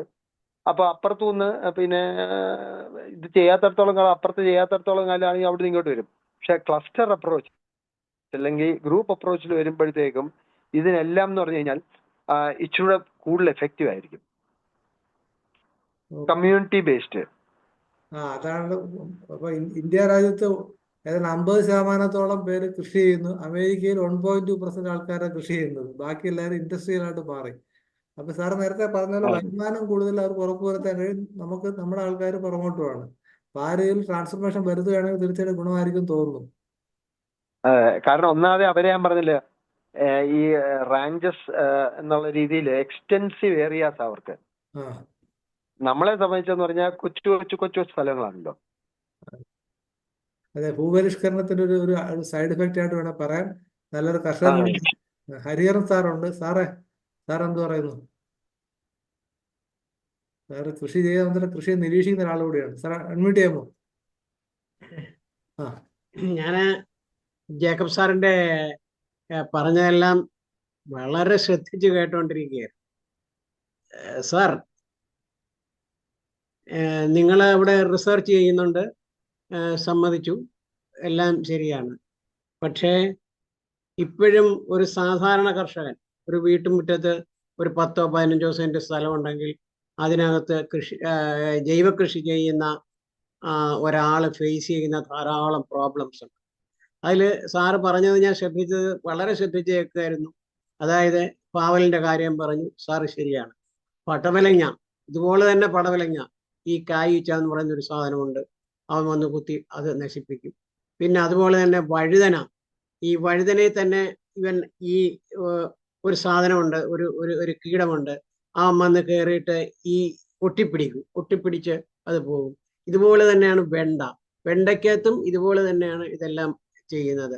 അപ്പോൾ ഇപ്പൊ എന്നെ പോലുള്ള ഒരു ഡോക്ടർക്ക് എനിക്ക് രാവിലെ കുറച്ച് സമയം കിട്ടും. രാവിലെയാണ് കുറച്ച് സമയം കിട്ടുന്നത് ഇതൊന്ന് നിരീക്ഷിക്കാനായിട്ട്. അപ്പോൾ ഇത് നിരീക്ഷിച്ചു കഴിഞ്ഞ് നമ്മൾ പിന്നെ ഒരു ദിവസം നമുക്ക് അങ്ങോട്ട് ചെന്നില്ല എങ്കിൽ അടുത്ത ദിവസം അത് പൂർണ്ണമായിട്ടും പോയിരിക്കും. ഇവൻ തിന്നിരിക്കും. ഒരു സൈസ് പച്ച പുഴു ഉണ്ട്, അത് കയറി ആ വെണ്ട മുഴുവൻ തിന്നും. അപ്പോൾ ഇങ്ങനെയൊക്കെ വരുമ്പോഴത്തേക്ക് ഒരു മടുപ്പ് വരും, നമുക്കൊരു മടുപ്പ് വരും. നമ്മൾ ഇത്രയൊക്കെ ചെയ്തിട്ട് ഇങ്ങനെയാണല്ലോ കാണുന്നത് എന്നൊരു പറഞ്ഞ് മടുപ്പ് വരും.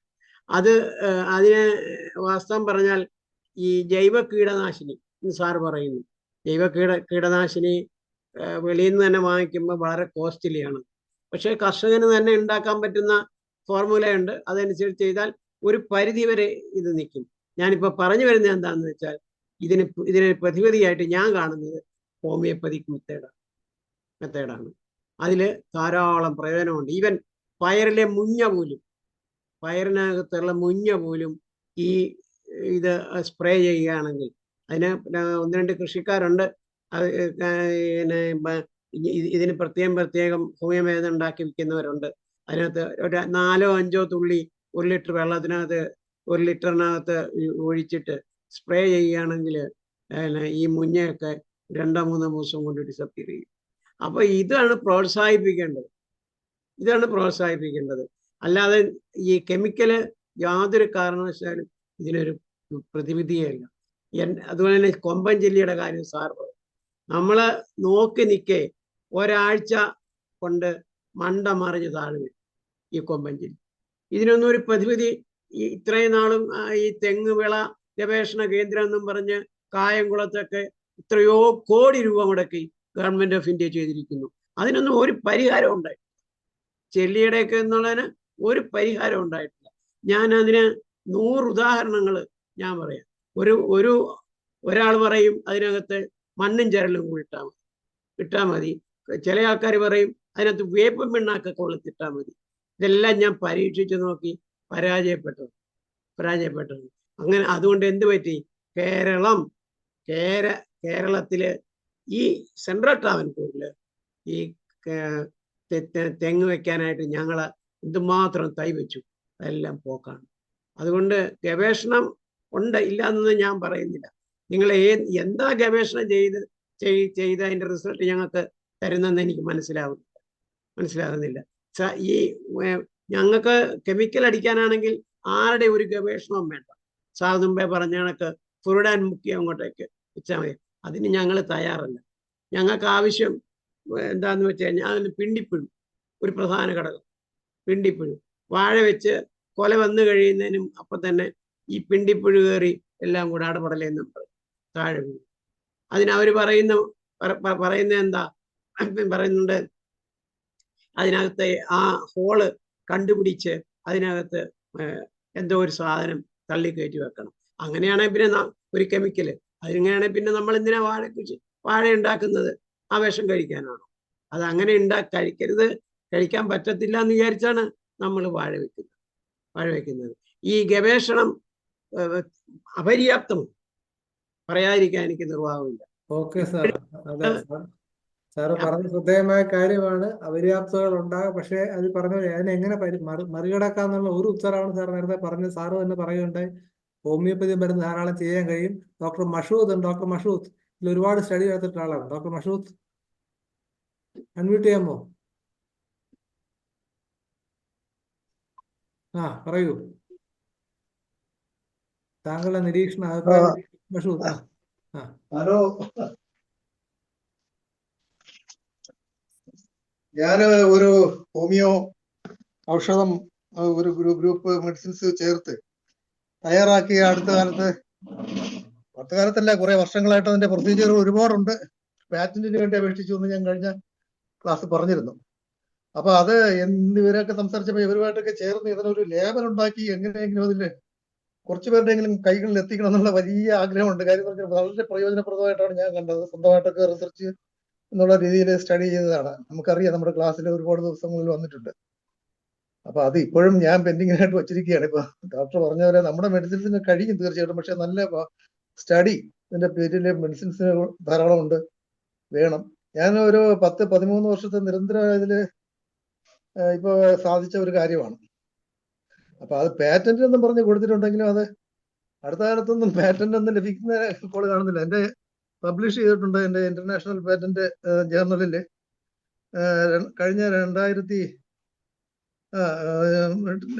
കഴിഞ്ഞ വർഷം ഒരു 8-ാം മാസത്തില് അത് പബ്ലിഷ് ചെയ്തിട്ടുണ്ട്. അത് ഇതുവരെ എനിക്കത് പാറ്റന്റിന് ഇനിയും ഒരു 2 മാസം കൂടെ കഴിഞ്ഞാൽ അവർ പറഞ്ഞ് കാലാവധി കഴിയും. 18 മാസമൊക്കെയാണ് പറഞ്ഞത്. എക്സാമിനേഷനിൽ പോയിരിക്കുകയാണ്. അതുകൊണ്ട് ഞാൻ പിന്നെ ആ സ്റ്റഡി ലെവലിലും ആ അക്കാഡമിക്കായിട്ട് നമുക്ക് എന്തെങ്കിലും പ്രയോജനപ്രദമാകാൻ സാധിക്കും എന്നുള്ളതാണ്. നമ്മുടെ മെഡിസിൻസിന്റെ ആക്ഷനെ കുറിച്ചൊക്കെ എന്തെങ്കിലും അതിനൊന്ന് മനസ്സിലാക്കാൻ മറ്റുള്ളവർക്ക് സാധിക്കുന്നെങ്കിൽ അങ്ങനെയെങ്കിലും ആയിക്കോട്ടെ. അഗ്രികൾച്ചർ വിഭാഗത്തിൽ സ്റ്റഡി എന്നുള്ളതാണ് കൂടുതലായിട്ട് ഞാൻ പ്രതീക്ഷിക്കുന്നത്. പിന്നെ ഇവരുമായിട്ടൊക്കെ ചേർന്ന് പോകാൻ പറ്റാത്ത ബുദ്ധിമുട്ടും ഇതാണ്. ഈ സാറിന്റെ നമ്പർ ഇന്ന് ചാറ്റ് ബോക്സിൽ ഇടാമോ, അല്ലെ പറയാമോ? എന്റെ നമ്പർ ഉണ്ടല്ലോ ഡോക്ടർ. നമ്മൾ ക്ലാസ് എടുക്കുന്ന മഷൂദ് എന്നെ അറിയില്ലേ? ഞാൻ നമ്മുടെ ക്ലാസ്സിലേക്ക് ധാരണ വന്നിട്ടുണ്ട്. എന്റെ നമ്പർ മറ്റേ മനോജ് 94966. ഞാൻ എടുത്തോളാം. ഞാൻ അതിനകത്ത് ഇപ്പൊ ലാബില് കിട്ടാതെ ഒന്നും പുറത്ത് കൊടുത്താൽ അത് പിന്നീട് പ്രശ്നങ്ങളാകും. ഞാൻ അത് 2-3 വർഷത്തിന് മുമ്പ് ഞാൻ പറഞ്ഞിരുന്നു. ഒരു 13 വർഷത്തിന് മുമ്പ് ഞാൻ ഇത് ആദ്യം കണ്ടപ്പോൾ കുറെ മരുന്നുകൾ ചേർത്ത് ഞാൻ ഈ കേരള കൗമുദിയിൽ കൊണ്ടുവന്നപ്പോൾ അവിടെ നിന്ന് തന്നെ അവര് ഒരു വളരെ നല്ല അഭിപ്രായമില്ല. അപ്പോഴാണ് എനിക്ക് തോന്നിയത് ശരിയാണ്, നമ്മൾ ഇത്രയും നാൾ പഠിച്ചിട്ട് വെറുതെ ഇങ്ങനെ കളയുന്നത് ശരിയല്ലല്ലോ എന്ന് പറഞ്ഞ് അവർ പിന്നെ അത് പബ്ലിഷ് ചെയ്തില്ല. അതുപോലെ തന്നെ അത് അന്ന് എനിക്ക് ഈ മരുന്നുകൾ കൂട്ടിച്ചേർത്ത് പുറത്തോട്ട് വെറുതെ ഇറക്കാൻ പറ്റുന്ന ഒരു അവസരമായിരുന്നില്ല. പിന്നെ ലത്തീഫ് സാറിനോട് ഞാനിത് ചോദിച്ചിരുന്നെങ്കിലും അതൊന്നും സ്റ്റഡി ചെയ്തുകൊണ്ടിരിക്കുകയായിരുന്നു. പിന്നെ ഞാൻ ഈ ക്രിസ്റ്റൽ സ്റ്റഡിയിലോട്ട് മാറിയപ്പം അതങ്ങ് മാറ്റി. എന്നാലും ഇപ്പൊ ഇടുക്കിയിൽ കുറച്ച് പേർക്ക് ഞങ്ങൾക്ക് കൊടുക്കാൻ കഴിഞ്ഞിട്ടുണ്ടെങ്കിലും അവിടെ ഒന്നും ഈ ലേബൽ ഇല്ലാത്തത് കൊണ്ട് അങ്ങനെ ഒരു ചെയ്യുന്നില്ല. പക്ഷെ കൊടുത്തവർക്കെല്ലാം നല്ല ഫലമാണ്. ഈ അടുത്ത കാലത്ത് തന്നെ ഒരാള് എലിയുടെ കാര്യം പോലും എനിക്ക് കാര്യങ്ങൾ എന്ത് ചെയ്യാൻ കഴിയുന്ന ജേക്കബ് സാറിനോട് ചോദിക്കാം, അഭിപ്രായം ചോദിക്കാം. ജേക്കബ് ജോൺ സാറേ പറയാമോ? ഇപ്പൊ ഞാനിപ്പോ ഇതിനകത്ത് പറഞ്ഞത്, നമ്മളിപ്പോ ഈ പറഞ്ഞ രീതിയിൽ പല ഓപ്ഷൻസ് ഉണ്ട് ഒരു കാര്യത്തിനെ കൺട്രോൾ ചെയ്യാനായിട്ടുള്ളത്. അതിൻ്റെ അകത്താണെങ്കിൽ ഈ പറയുന്ന ഹോമിയോ അതായതുള്ള മെഡിസിൻസിന് എന്തെങ്കിലും ഉണ്ടോ? നമ്മളിപ്പോ ഒരു റെക്കമെൻഡേഷൻ കൊടുക്കുമ്പോൾ സാധാരണഗതിയിൽ ഏത് സാധനം ആദ്യം നമ്മളൊന്ന് ടെസ്റ്റ് ചെയ്ത് കഴിഞ്ഞിട്ടാണെങ്കിൽ അത് ഇഫക്റ്റീവ് ആണെങ്കിൽ നമുക്ക് എന്താ അതിന്റെ പ്രോബ്ലം ഒന്നും ഒരിക്കലും വരാറില്ല. അതുകൊണ്ടാണ് നമ്മളിപ്പം പലവരുമായിട്ടാണെങ്കിൽ കൊളാബറേറ്റീവ് വെഞ്ചേഴ്സ് എടുക്കുന്നത്. അങ്ങനൊരു ഓപ്ഷൻ ഉണ്ടെങ്കിൽ വിച്ച് ഇസ് അത് നല്ലതാണ്. കാരണം ബേസിക്കലി ഹോമിയോ എന്ന് പറഞ്ഞാലും ഞാൻ മനസ്സിലാക്കുന്ന അതിൻ്റെ അകത്ത് ദർ ഇസ് എ കെമിക്കൽ. അതായത് മറ്റൊന്നുമല്ല, ഇതിൻ്റെ അകത്ത് ഇപ്പോൾ ഒരു ചെടിയാണെങ്കിലും ചെടിയുടെ ഒരു സാധനം, ഫോർ എക്സാമ്പിൾ നമ്മളിപ്പം കാർഡസ് മാരിയാനസ് എന്ന് പറഞ്ഞൊരു മരുന്ന് നമ്മൾ എടുത്തു കഴിഞ്ഞാൽ ഞാൻ മനസ്സിലാക്കുന്നത് അത് നമ്മുടെ അലോപ്പതിയിലാണെങ്കിൽ സിലിമാരിനായിട്ട് പോകുന്ന ഒരു സാധനമാണ്. അടിസ്ഥാനപരമായിട്ട് അതെന്ന് പറഞ്ഞാൽ ദർ ഇസ് എ കെമിക്കൽ. ഇപ്പം നക്സ്വോമിക്ക എന്ന് പറഞ്ഞു കഴിഞ്ഞാൽ നമ്മുടെ ആണെങ്കിൽ സ്പിക്ടോസ് മറ്റേ നെക്സ്വോമിക്ക എന്ന് പറഞ്ഞ ഒരു ചെടി, അതിൻ്റെ അകത്തെ കെമിക്കലാണത്. That is the chemical that is coming. അതിൻ്റെ അകത്തൊരു ബേസ് ഇടുന്നു, അത്രേ ഉള്ളൂ. എനിവേ ഇറ്റ് ഈസ് ഈ പ്ലാന്റ്സിൻ്റെ അകത്ത് നമ്മൾ നോക്കിക്കഴിഞ്ഞാൽ നമ്മൾ ഇതിനാണെങ്കിൽ നമ്മൾ പറയുന്നത് അല്ലോ കെമിക്കൽസ് എന്ന് പറയും, which affect other organisms in some way, positive or negative. Positive ആവാം, നെഗറ്റീവ് ആവാം, പക്ഷേ ഓൾ ആർ ബേസിക്കലി കെമിക്കൽസ്. അപ്പോൾ അതുകൊണ്ടാണെങ്കിൽ അതിൻ്റെ അകത്ത് നമുക്കാണെങ്കിൽ ഒരു എന്താ പറയുന്നത്, അതിൻ്റെ അകത്ത് ഒരു റെസ്ട്രിക്ഷൻ ഇല്ല. ഈ നീം നമ്മൾ ഉപയോഗിക്കുന്നത്, നീമിൻ്റെ ആണെങ്കിൽ ഡിക്കോക്ഷൻസ് ഉപയോഗിക്കുന്നത്, നിംബിസിഡിൻ ഒക്കെ ഉപയോഗിക്കുന്നത് ബിക്കോസ് ദേ കണ്ടെയ്ൻ മറ്റേ ഈ പറയുന്ന നീമിൻ്റെ ആണെങ്കിൽ നിംബിസിഡിൻ ഉണ്ട് അതിൻ്റെ അകത്ത്. അപ്പോൾ അത് വേപ്പിൻ്റെ ഇതാണ് ഉപയോഗിക്കുന്നത്. അതുപോലെ തന്നെ ആണെങ്കിൽ ടൊബാക്കോ ഡിക്കോക്ഷൻ എന്ന് പറഞ്ഞാൽ അതിൻ്റെ അകത്ത് വേറെ നമ്മൾ ഉപയോഗിക്കുന്നു. ഇതിൻ്റെ അകത്തെല്ലാം എന്ന് പറഞ്ഞാൽ അടിസ്ഥാനപരമായിട്ട് എന്തോ ഒരു substances there which disrupts the organism, അല്ലെങ്കിൽ ഈ പറയുന്ന നമ്മുടെ കീടത്തിനെ ആണെങ്കിൽ അഫക്റ്റ് ചെയ്യുന്ന അല്ലെങ്കിൽ അതിനെ റെസ്ട്രിക്ട് ചെയ്യുന്ന ഒരു സാധനമുണ്ട്. ഇതിനൊക്കെ മുകളിലാണ് ഈ കെമിക്കലേ വരാത്ത രീതിയിൽ നമ്മളിപ്പം മറ്റ് ജീവാണുക്കളെ ഉപയോഗിക്കുന്നത്. ഓർഗാനിസത്തിനെ ഉപയോഗിച്ചിട്ടാണെങ്കിൽ നമ്മളാണ് ഇപ്പൊ ഉദാഹരണത്തിന് നമ്മുടെ വയറിലൊരു പ്രോബ്ലം ഉണ്ട്, നമ്മളാണെങ്കിൽ അതിൻ്റെ അകത്ത് അസ്വസ്ഥത വരുമ്പോഴത്തേക്കും ലാക്ടോബാസില്ലസ് എന്ന് പറയുന്നത്, that is not a chemical, that is basically an organism, അതായത് ഒരു മൈക്രോ ഓർഗാനിസം ആണ്. അതാണ് നമ്മൾ തിരുത്താൻ വേണ്ടി ആണെങ്കിൽ ശ്രമിക്കുന്നത്. അതേസമയം നമ്മളാണെങ്കിൽ വേറൊരു സ്ഥലത്താണെങ്കിൽ ലൈം ടീ നമ്മൾ കുടിക്കുന്നത്, that is because it has something else അതിൻ്റെ അകത്ത്. അതുപോലെ ഇപ്പൊ ഈ തൈര് നമ്മൾ കഴിക്കുന്നത്, തൈര് എന്ന് പറഞ്ഞു കഴിഞ്ഞാൽ കട്ടത്തൈര് കഴിച്ചു കഴിഞ്ഞാൽ ലാക്ടോബാസില്ലസ് കിട്ടാൻ വേണ്ടിയാണ്. ഇതേപോലെ തന്നെ നമ്മുടെ ഈ പറയുന്ന കൃഷിയിലും ഉപയോഗിക്കുമ്പം every school of thought means acceptable. അതിൻ്റെ അകത്ത് അക്സെപ്റ്റബിൾ അല്ലാതെ ഒരു കാര്യവും ഇല്ല. അതെല്ലാം നമ്മൾ അക്സെപ്റ്റ് ചെയ്യും. ഏറ്റവും നല്ലത് ഏതാണോ അത് നമുക്ക് ഉപയോഗിക്കാനും പറ്റും. It's an option that is open to all. ഇപ്പം നമ്മൾ ജസ്റ്റ് ഒരു രോഗം, ശരീരത്തിനൊരു രോഗം വരുമ്പോഴത്തേക്കും to you for homoeo medicines, വേറെ ചിലവരാണെങ്കിൽ അലോപ്പതിക്ക് വേണ്ടി പോകുന്നു, ചിലവരാണെങ്കിൽ ആയുർവേദത്തിന് വേണ്ടി പോകും. അടിസ്ഥാനപരമായിട്ട് ഇതെല്ലാം എന്ന് പറഞ്ഞു കഴിഞ്ഞാൽ it comes from some basic means ഒരു കെമിക്കൽ കോമ്പൗണ്ട് അതിൻ്റെ അകത്ത് ഉണ്ട്, ഒരു മോളിക്കുലർ സാധനം അതിൻ്റെ അകത്തുണ്ട്, which comes from a plant or that is extracted elsewhere. And എങ്ങനെയാണ് അതിൻ്റെ ചിലതിൻ്റെ അകത്താണെങ്കിൽ ഫില്ലർ വെച്ചിട്ട് തരുന്നു, ചിലതിൻ്റെ അകത്താണെങ്കിൽ നമ്മളാണെങ്കിൽ ശർക്കര വെച്ചിട്ട് എല്ലാം തരുന്നു, ചിലതിൻ്റെ അകത്താണെങ്കിൽ ആൽക്കഹോൾ ബേസ്ഡ് ആണെങ്കിൽ വെച്ചിട്ട് തരുന്നു. അത്രേ ഉള്ളൂ. So even regarding the treatment for plants, ചെടികളുടെ കാര്യത്തിലും നമുക്ക് അത്രേ ഉള്ളൂ. അതിൻ്റെ അകത്ത് വേറെ ദർ ഇസ് നോ ഇഷ്യൂ. ഇതെല്ലാത്തിൻ്റെ അത് ഉള്ളതെന്ന് പറഞ്ഞാൽ there is a threshold. ഏതിനാണെങ്കിൽ ഒരു ത്രഷ് ഹോൾഡ് ഉണ്ട്. എന്തുകൊണ്ട് നമ്മളാണെങ്കിൽ ഒരു ടോട്ടിപ്പൊട്ടൻസി എന്ന് പറഞ്ഞൊരു സാധനം പറയുന്നു? ഇപ്പൊ മദർ ടിങ്ചർ എന്ന് പറഞ്ഞു കഴിഞ്ഞാൽ അടുത്ത് ഡയറക്റ്റ് അങ്ങ് ഫുൾ കുടിക്കാൻ പറ്റും? ഇല്ലോ. അതിൻ്റെ അകത്ത് നമ്മൾ പറയും 5 തുള്ളി ഇത്രയും വെള്ളത്തിൽ, കാരണം അതതിന്റെ ഡൈല്യൂഷൻ. അതേപോലെ പല കാര്യങ്ങൾക്കും നമ്മൾ ആ ഡൈല്യൂഷൻ പറഞ്ഞിട്ടാണ് ചെയ്യുന്നത്.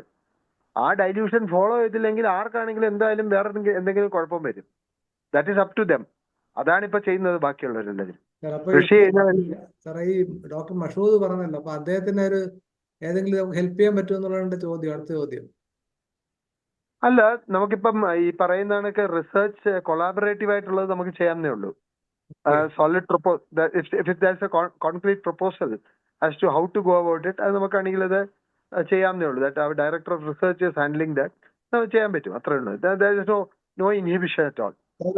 സാറ് ഞാൻ പറഞ്ഞോട്ടെ, സാറിനെ ഒന്ന് കോണ്ടാക്ട് ചെയ്യാൻ ഒരു നമ്പർ ഇതിനകത്തുണ്ടെങ്കിൽ ഞാൻ വന്ന് കാണാം. എന്ന് പറഞ്ഞാല് ഞാൻ ഒരുപാട് വർഷങ്ങളായിട്ട് എനിക്ക് ഹോമിയോ മെഡിക്കൽ ഓഫീസറൊക്കെ ആയിരുന്നത് എനിക്ക് കൂടുതൽ ടൈം കിട്ടിയില്ല. ഞാൻ ഇത് കണ്ടറിഞ്ഞിട്ടൊക്കെ ഒരുപാട് വർഷങ്ങളായി.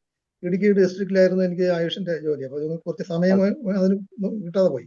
പിന്നെ ഇപ്പൊ ഞാനിത് കൊടുത്തു പാറ്റന്റിന്, കേരള മറ്റേ ശാസ്ത്ര ഇതുമായിട്ട് ചേർന്ന് പാറ്റന്റിന് അപേക്ഷിച്ചു. പാറ്റന്റ് ഇപ്പം മറ്റേ ഇതിന്റെ ഈ റീ എക്സാമിനേഷന് പോയിരിക്കുകയാണ്. അതിന് അവിടെ വിറ്റൊക്കെ കൊടുത്ത് എക്സാമിനേഷന് വേണ്ടി ചെയ്തിരിക്കുകയാണ്. പിന്നെ ഡോക്ടർ പറഞ്ഞതിനകത്ത് ഒരു കാര്യമുള്ളത്, ഇതിനകത്ത് കെമിക്കൽ എന്ന് പറയുന്ന വിഷയമേ വരുന്നില്ല. ഞാൻ അതിനെ ഇപ്പൊ ലോ പൊട്ടൻസി ഒന്നും ഉപയോഗിച്ചിട്ടില്ല. എല്ലാം 30 ആണ് എന്റെ ലോ പൊട്ടൻസി. 200 ആണ്. ഡോക്ടർ സാറിന് അറിയാമായിരിക്കും ഞങ്ങളുടെ പൊട്ടൻസിയെ കുറിച്ച്. ഇതിനകത്ത് മെഡിസിനൽ സബ്സ്റ്റൻസ് കൂടുതൽ ഒന്നും തന്നെ ഇല്ല. പിന്നെ ഹോമിയോപ്പതിയുടെ ജനറൽ ആയിട്ടുള്ള ഒരു കാര്യത്തിൽ ഒരു ചെറിയ വിട്ടുവീഴ്ച, അത് ഹോമിയോപ്പതി ഡോക്ടർമാർക്ക് മാത്രം ആൾക്കാവുന്നതാണ്. പുറത്തുള്ള ഒരാളിന് ചിലപ്പോൾ ഇതും മതിയാവും. എന്നാലും ഞാൻ പറയാം, കോമ്പിനേഷനാണ്. ഇപ്പോൾ കുറച്ച് മെഡിസിൻസിന്റെ ഒന്നിച്ചുള്ള കോമ്പിനേഷൻ ആയപ്പോൾ നല്ല ഒരു ഫലം കിട്ടി എന്നുള്ളതാണ് ഞാൻ നോക്കി. ഓരോന്നിനും കുറേശ്ശെ പല ഗുണങ്ങളും ഞാൻ കണ്ടു. അതെല്ലാം കൂടെ കൂട്ടിച്ചേർത്തിട്ട് വളരെ വർഷത്തെ ഫലം കൊണ്ട് ഒരു മരുന്നിനാണ് ഞാൻ ഈ ഉപയോഗിക്കുന്നത്. അത് മാത്രമല്ല എന്റെ ആർഗ്യുമെന്റ് എന്ന് പറഞ്ഞാൽ, ഞാനതിനെ കുറിച്ച് പറയുന്നതെന്ന് പറഞ്ഞാൽ, ഇലയിൽ ഉണ്ടാകുന്ന ഏത് രോഗത്തിനും, വൈറസ് ആകട്ടെ, ആഫിഡ് ആകട്ടെ, ബാക്ടീരിയ ആകട്ടെ, ഇലയാണോ ഞാൻ അതിനെ പൂർണ്ണമായിട്ട് ഈ സ്പ്രേ കൊണ്ട് ക്ലിയർ ആക്കാൻ കഴിയും. ലോയില് മുട്ടിൽ പൊഴിക്കാം.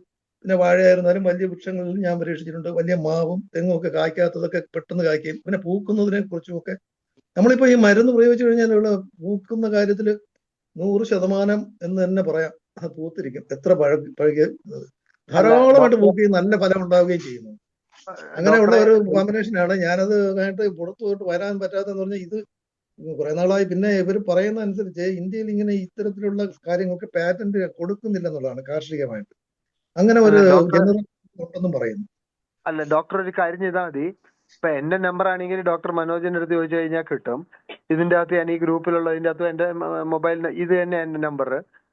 പിന്നെ അത് കഴിഞ്ഞാൽ എന്നെ കോണ്ടാക്ട് ചെയ്ത് കഴിഞ്ഞാൽ അതിന് വേണ്ട രീതിയിലുള്ള എങ്ങനെ ഞാനത് ഗൈഡ് ചെയ്ത് തരാം, എങ്ങോട്ട് ആരെടുത്ത് സമീപിക്കണം. എന്റെ ഈ പറയുന്ന എനിക്ക് തൽക്കാലം ഞാൻ അവിടെ ശാസ്ത്രയിൽ അപേക്ഷിച്ചപ്പോ അവർ പറഞ്ഞു, പാറ്റന്റിന് അപേക്ഷിച്ചാൽ നിങ്ങൾക്ക് വേണമെങ്കിൽ മാർക്കറ്റിംഗ് ചെയ്യാം, പാറ്റന്റിന് വളരെ പാടാണെന്നൊക്കെ പറഞ്ഞു. എന്നാലും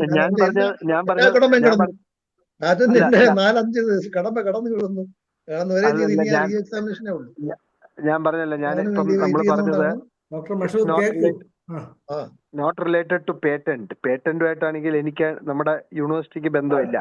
that is A different agency. Patent കിട്ടിയത് കൊണ്ട് മാത്രം ഇങ്ങനെ ലേബലിങ്ങിനൊന്നും മാർക്കറ്റിങ്ങിനും പറ്റുന്നില്ല. അത് വേറെ ലെവലാണ്.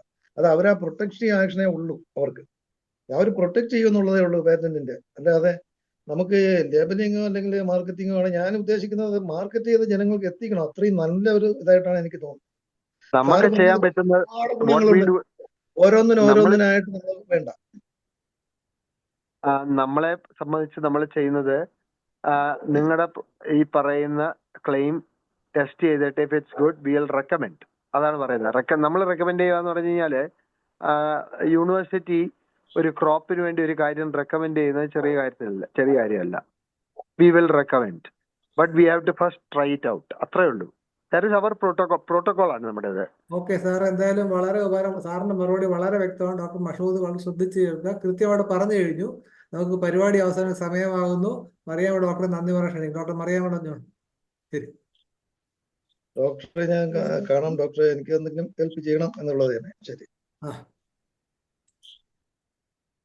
International forum for promoting homoeopathy ഇടതടവില്ലാതെ നടത്തിവരുന്ന പ്രതിദിന സൂം വെബിനാറിന്റെ 2106 ദിവസമായി ഇന്ന് നടത്തിയ ലോക ഭക്ഷ്യ സുരക്ഷാ ദിനം എന്ന പ്രത്യേക പരിപാടിയുടെ ഉദ്ഘാടന കർമ്മം നിർവഹിക്കുകയും പുരയിട കൃഷിയെ കുറിച്ച്, പ്രത്യേകിച്ച് ഒരു പുരയിടത്തിൽ തന്നെ പച്ചക്കറി, പശു വളർത്തൽ, മീൻ വളർത്തൽ, ആട് വളർത്തൽ, കോഴി വളർത്തൽ എന്നീ പല കൃഷികൾ ഒരുമിച്ചുള്ള ഒരു പുരയിട കൃഷിയെക്കുറിച്ച് വിവരിക്കുകയും അതുപോലെ തന്നെ കർഷകന് നിശ്ചിത വരുമാനം ലഭിക്കണമെന്നും കൃഷി ചെലവ് കുറഞ്ഞിരിക്കണമെന്നും എല്ലാം അറിയിക്കുകയും ഹോമിയോപ്പതിയുടെ കൃഷി മേഖലയിലേക്കുള്ള കടന്നുവരവിനെ സന്തോഷപൂർവ്വം കാണുകയും ചെയ്ത chief of agriculture state planning board Shri Nageshan അവർക്ക് IFPHന്റെയും ഈ പരിപാടിയിൽ പങ്കെടുക്കുന്ന എല്ലാവരുടെയും പേരിൽ ആദരപൂർവ്വം നന്ദി അറിയിക്കുന്നു. ഭക്ഷ്യസുരക്ഷയുടെ പ്രാധാന്യം എന്ന വിഷയത്തിൽ മുഖ്യ പ്രഭാഷണം നടത്തുകയും ഫുഡ് സെക്യൂരിറ്റി ആൻഡ് ഫുഡ് സേഫ്റ്റിയെ കുറിച്ച് വിവരിക്കുകയും അതുപോലെ തന്നെ ജൈവ പച്ചക്കറികൾ എന്ന പേരിൽ പോലും ഇന്ന് മാർക്കറ്റിൽ ലഭിക്കുന്ന പച്ചക്കറികളിൽ അനുവദനീയമായ അളവിനേക്കാൾ കീടനാശിനികൾ ഉപയോഗിക്കുന്നുണ്ടെന്നും ആയതിനാൽ ചുരുങ്ങിയ സ്ഥലത്തിലാണെങ്കിലും വീട്ടിൽ ആവശ്യമായ ഭക്ഷ്യ ഉൽപ്പന്നങ്ങൾ ഉൽപ്പാദിപ്പിക്കാൻ സാധിക്കണമെന്നും നമ്മളെ ഓരോരുത്തരെയും അറിയിച്ച കേരള കാർഷിക സർവകലാശാല ഡീൻ ബഹുമാന്യനായ ഡോക്ടർ ജേക്കബ് ജോൺ സാറിന് IFPHന്റെയും ഈ പരിപാടിയിൽ പങ്കെടുക്കുന്ന എല്ലാവരുടെയും പേരിൽ ഹൃദയപൂർവ്വം നന്ദി അറിയിക്കുന്നു. കീടങ്ങളുടെ നശീകരണത്തിന് ഹോമിയോപ്പതി മരുന്ന് ഉപയോഗിച്ച് സ്വന്തം വീട്ടിൽ വിവിധ ഇനം ഫലവൃക്ഷങ്ങൾ വളർത്തി പരിപാലിക്കുന്ന ഹരിഹരൻ ഡോക്ടർക്കും പ്രത്യേകം നന്ദി അറിയിക്കുന്നു. അതുപോലെ തന്നെ സസ്യങ്ങളിൽ ഹോമിയോപ്പതി മരുന്നുകൾ റിസർച്ച് ചെയ്യുന്ന അതിന് നമുക്ക് പല ക്ലാസ്സുകളായി നമ്മളെ അറിയിക്കുകയും ചെയ്ത മസൂദ് ഡോക്ടർക്കും പ്രത്യേകം നന്ദി അറിയിക്കുന്നു.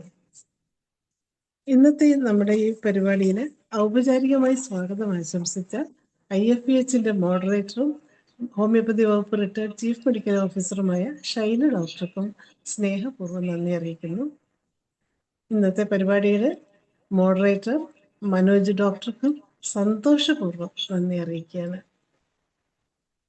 ലോക ഭക്ഷ്യ സുരക്ഷാ ദിനം പ്രത്യേക പരിപാടിയിൽ പങ്കെടുക്കുകയും ഈ പരിപാടി വിജയകരമാക്കി തീർത്ത എല്ലാ ഹോമിയോപ്പതി സ്നേഹികൾക്കും ഡോക്ടർമാർക്കും വിദ്യാർത്ഥികൾക്കും നന്ദി പറഞ്ഞുകൊണ്ട് നിർത്തുന്നു. നന്ദി, നമസ്കാരം. നന്ദി ഡോക്ടറെ. അപ്പോ നമ്മുടെ പ്രോഗ്രാം അവസാനിപ്പിക്കാൻ സമയമാകുന്നു. കൃത്യനിഷ്ഠയാണ് IFPH മുഖമുദ്ര. നാളെ രാത്രി ഇതേ സമയം വീണ്ടും കാണാം എന്ന ശുഭപ്രതീക്ഷയോടെ നിർത്തുന്നു. നന്ദി, നമസ്കാരം.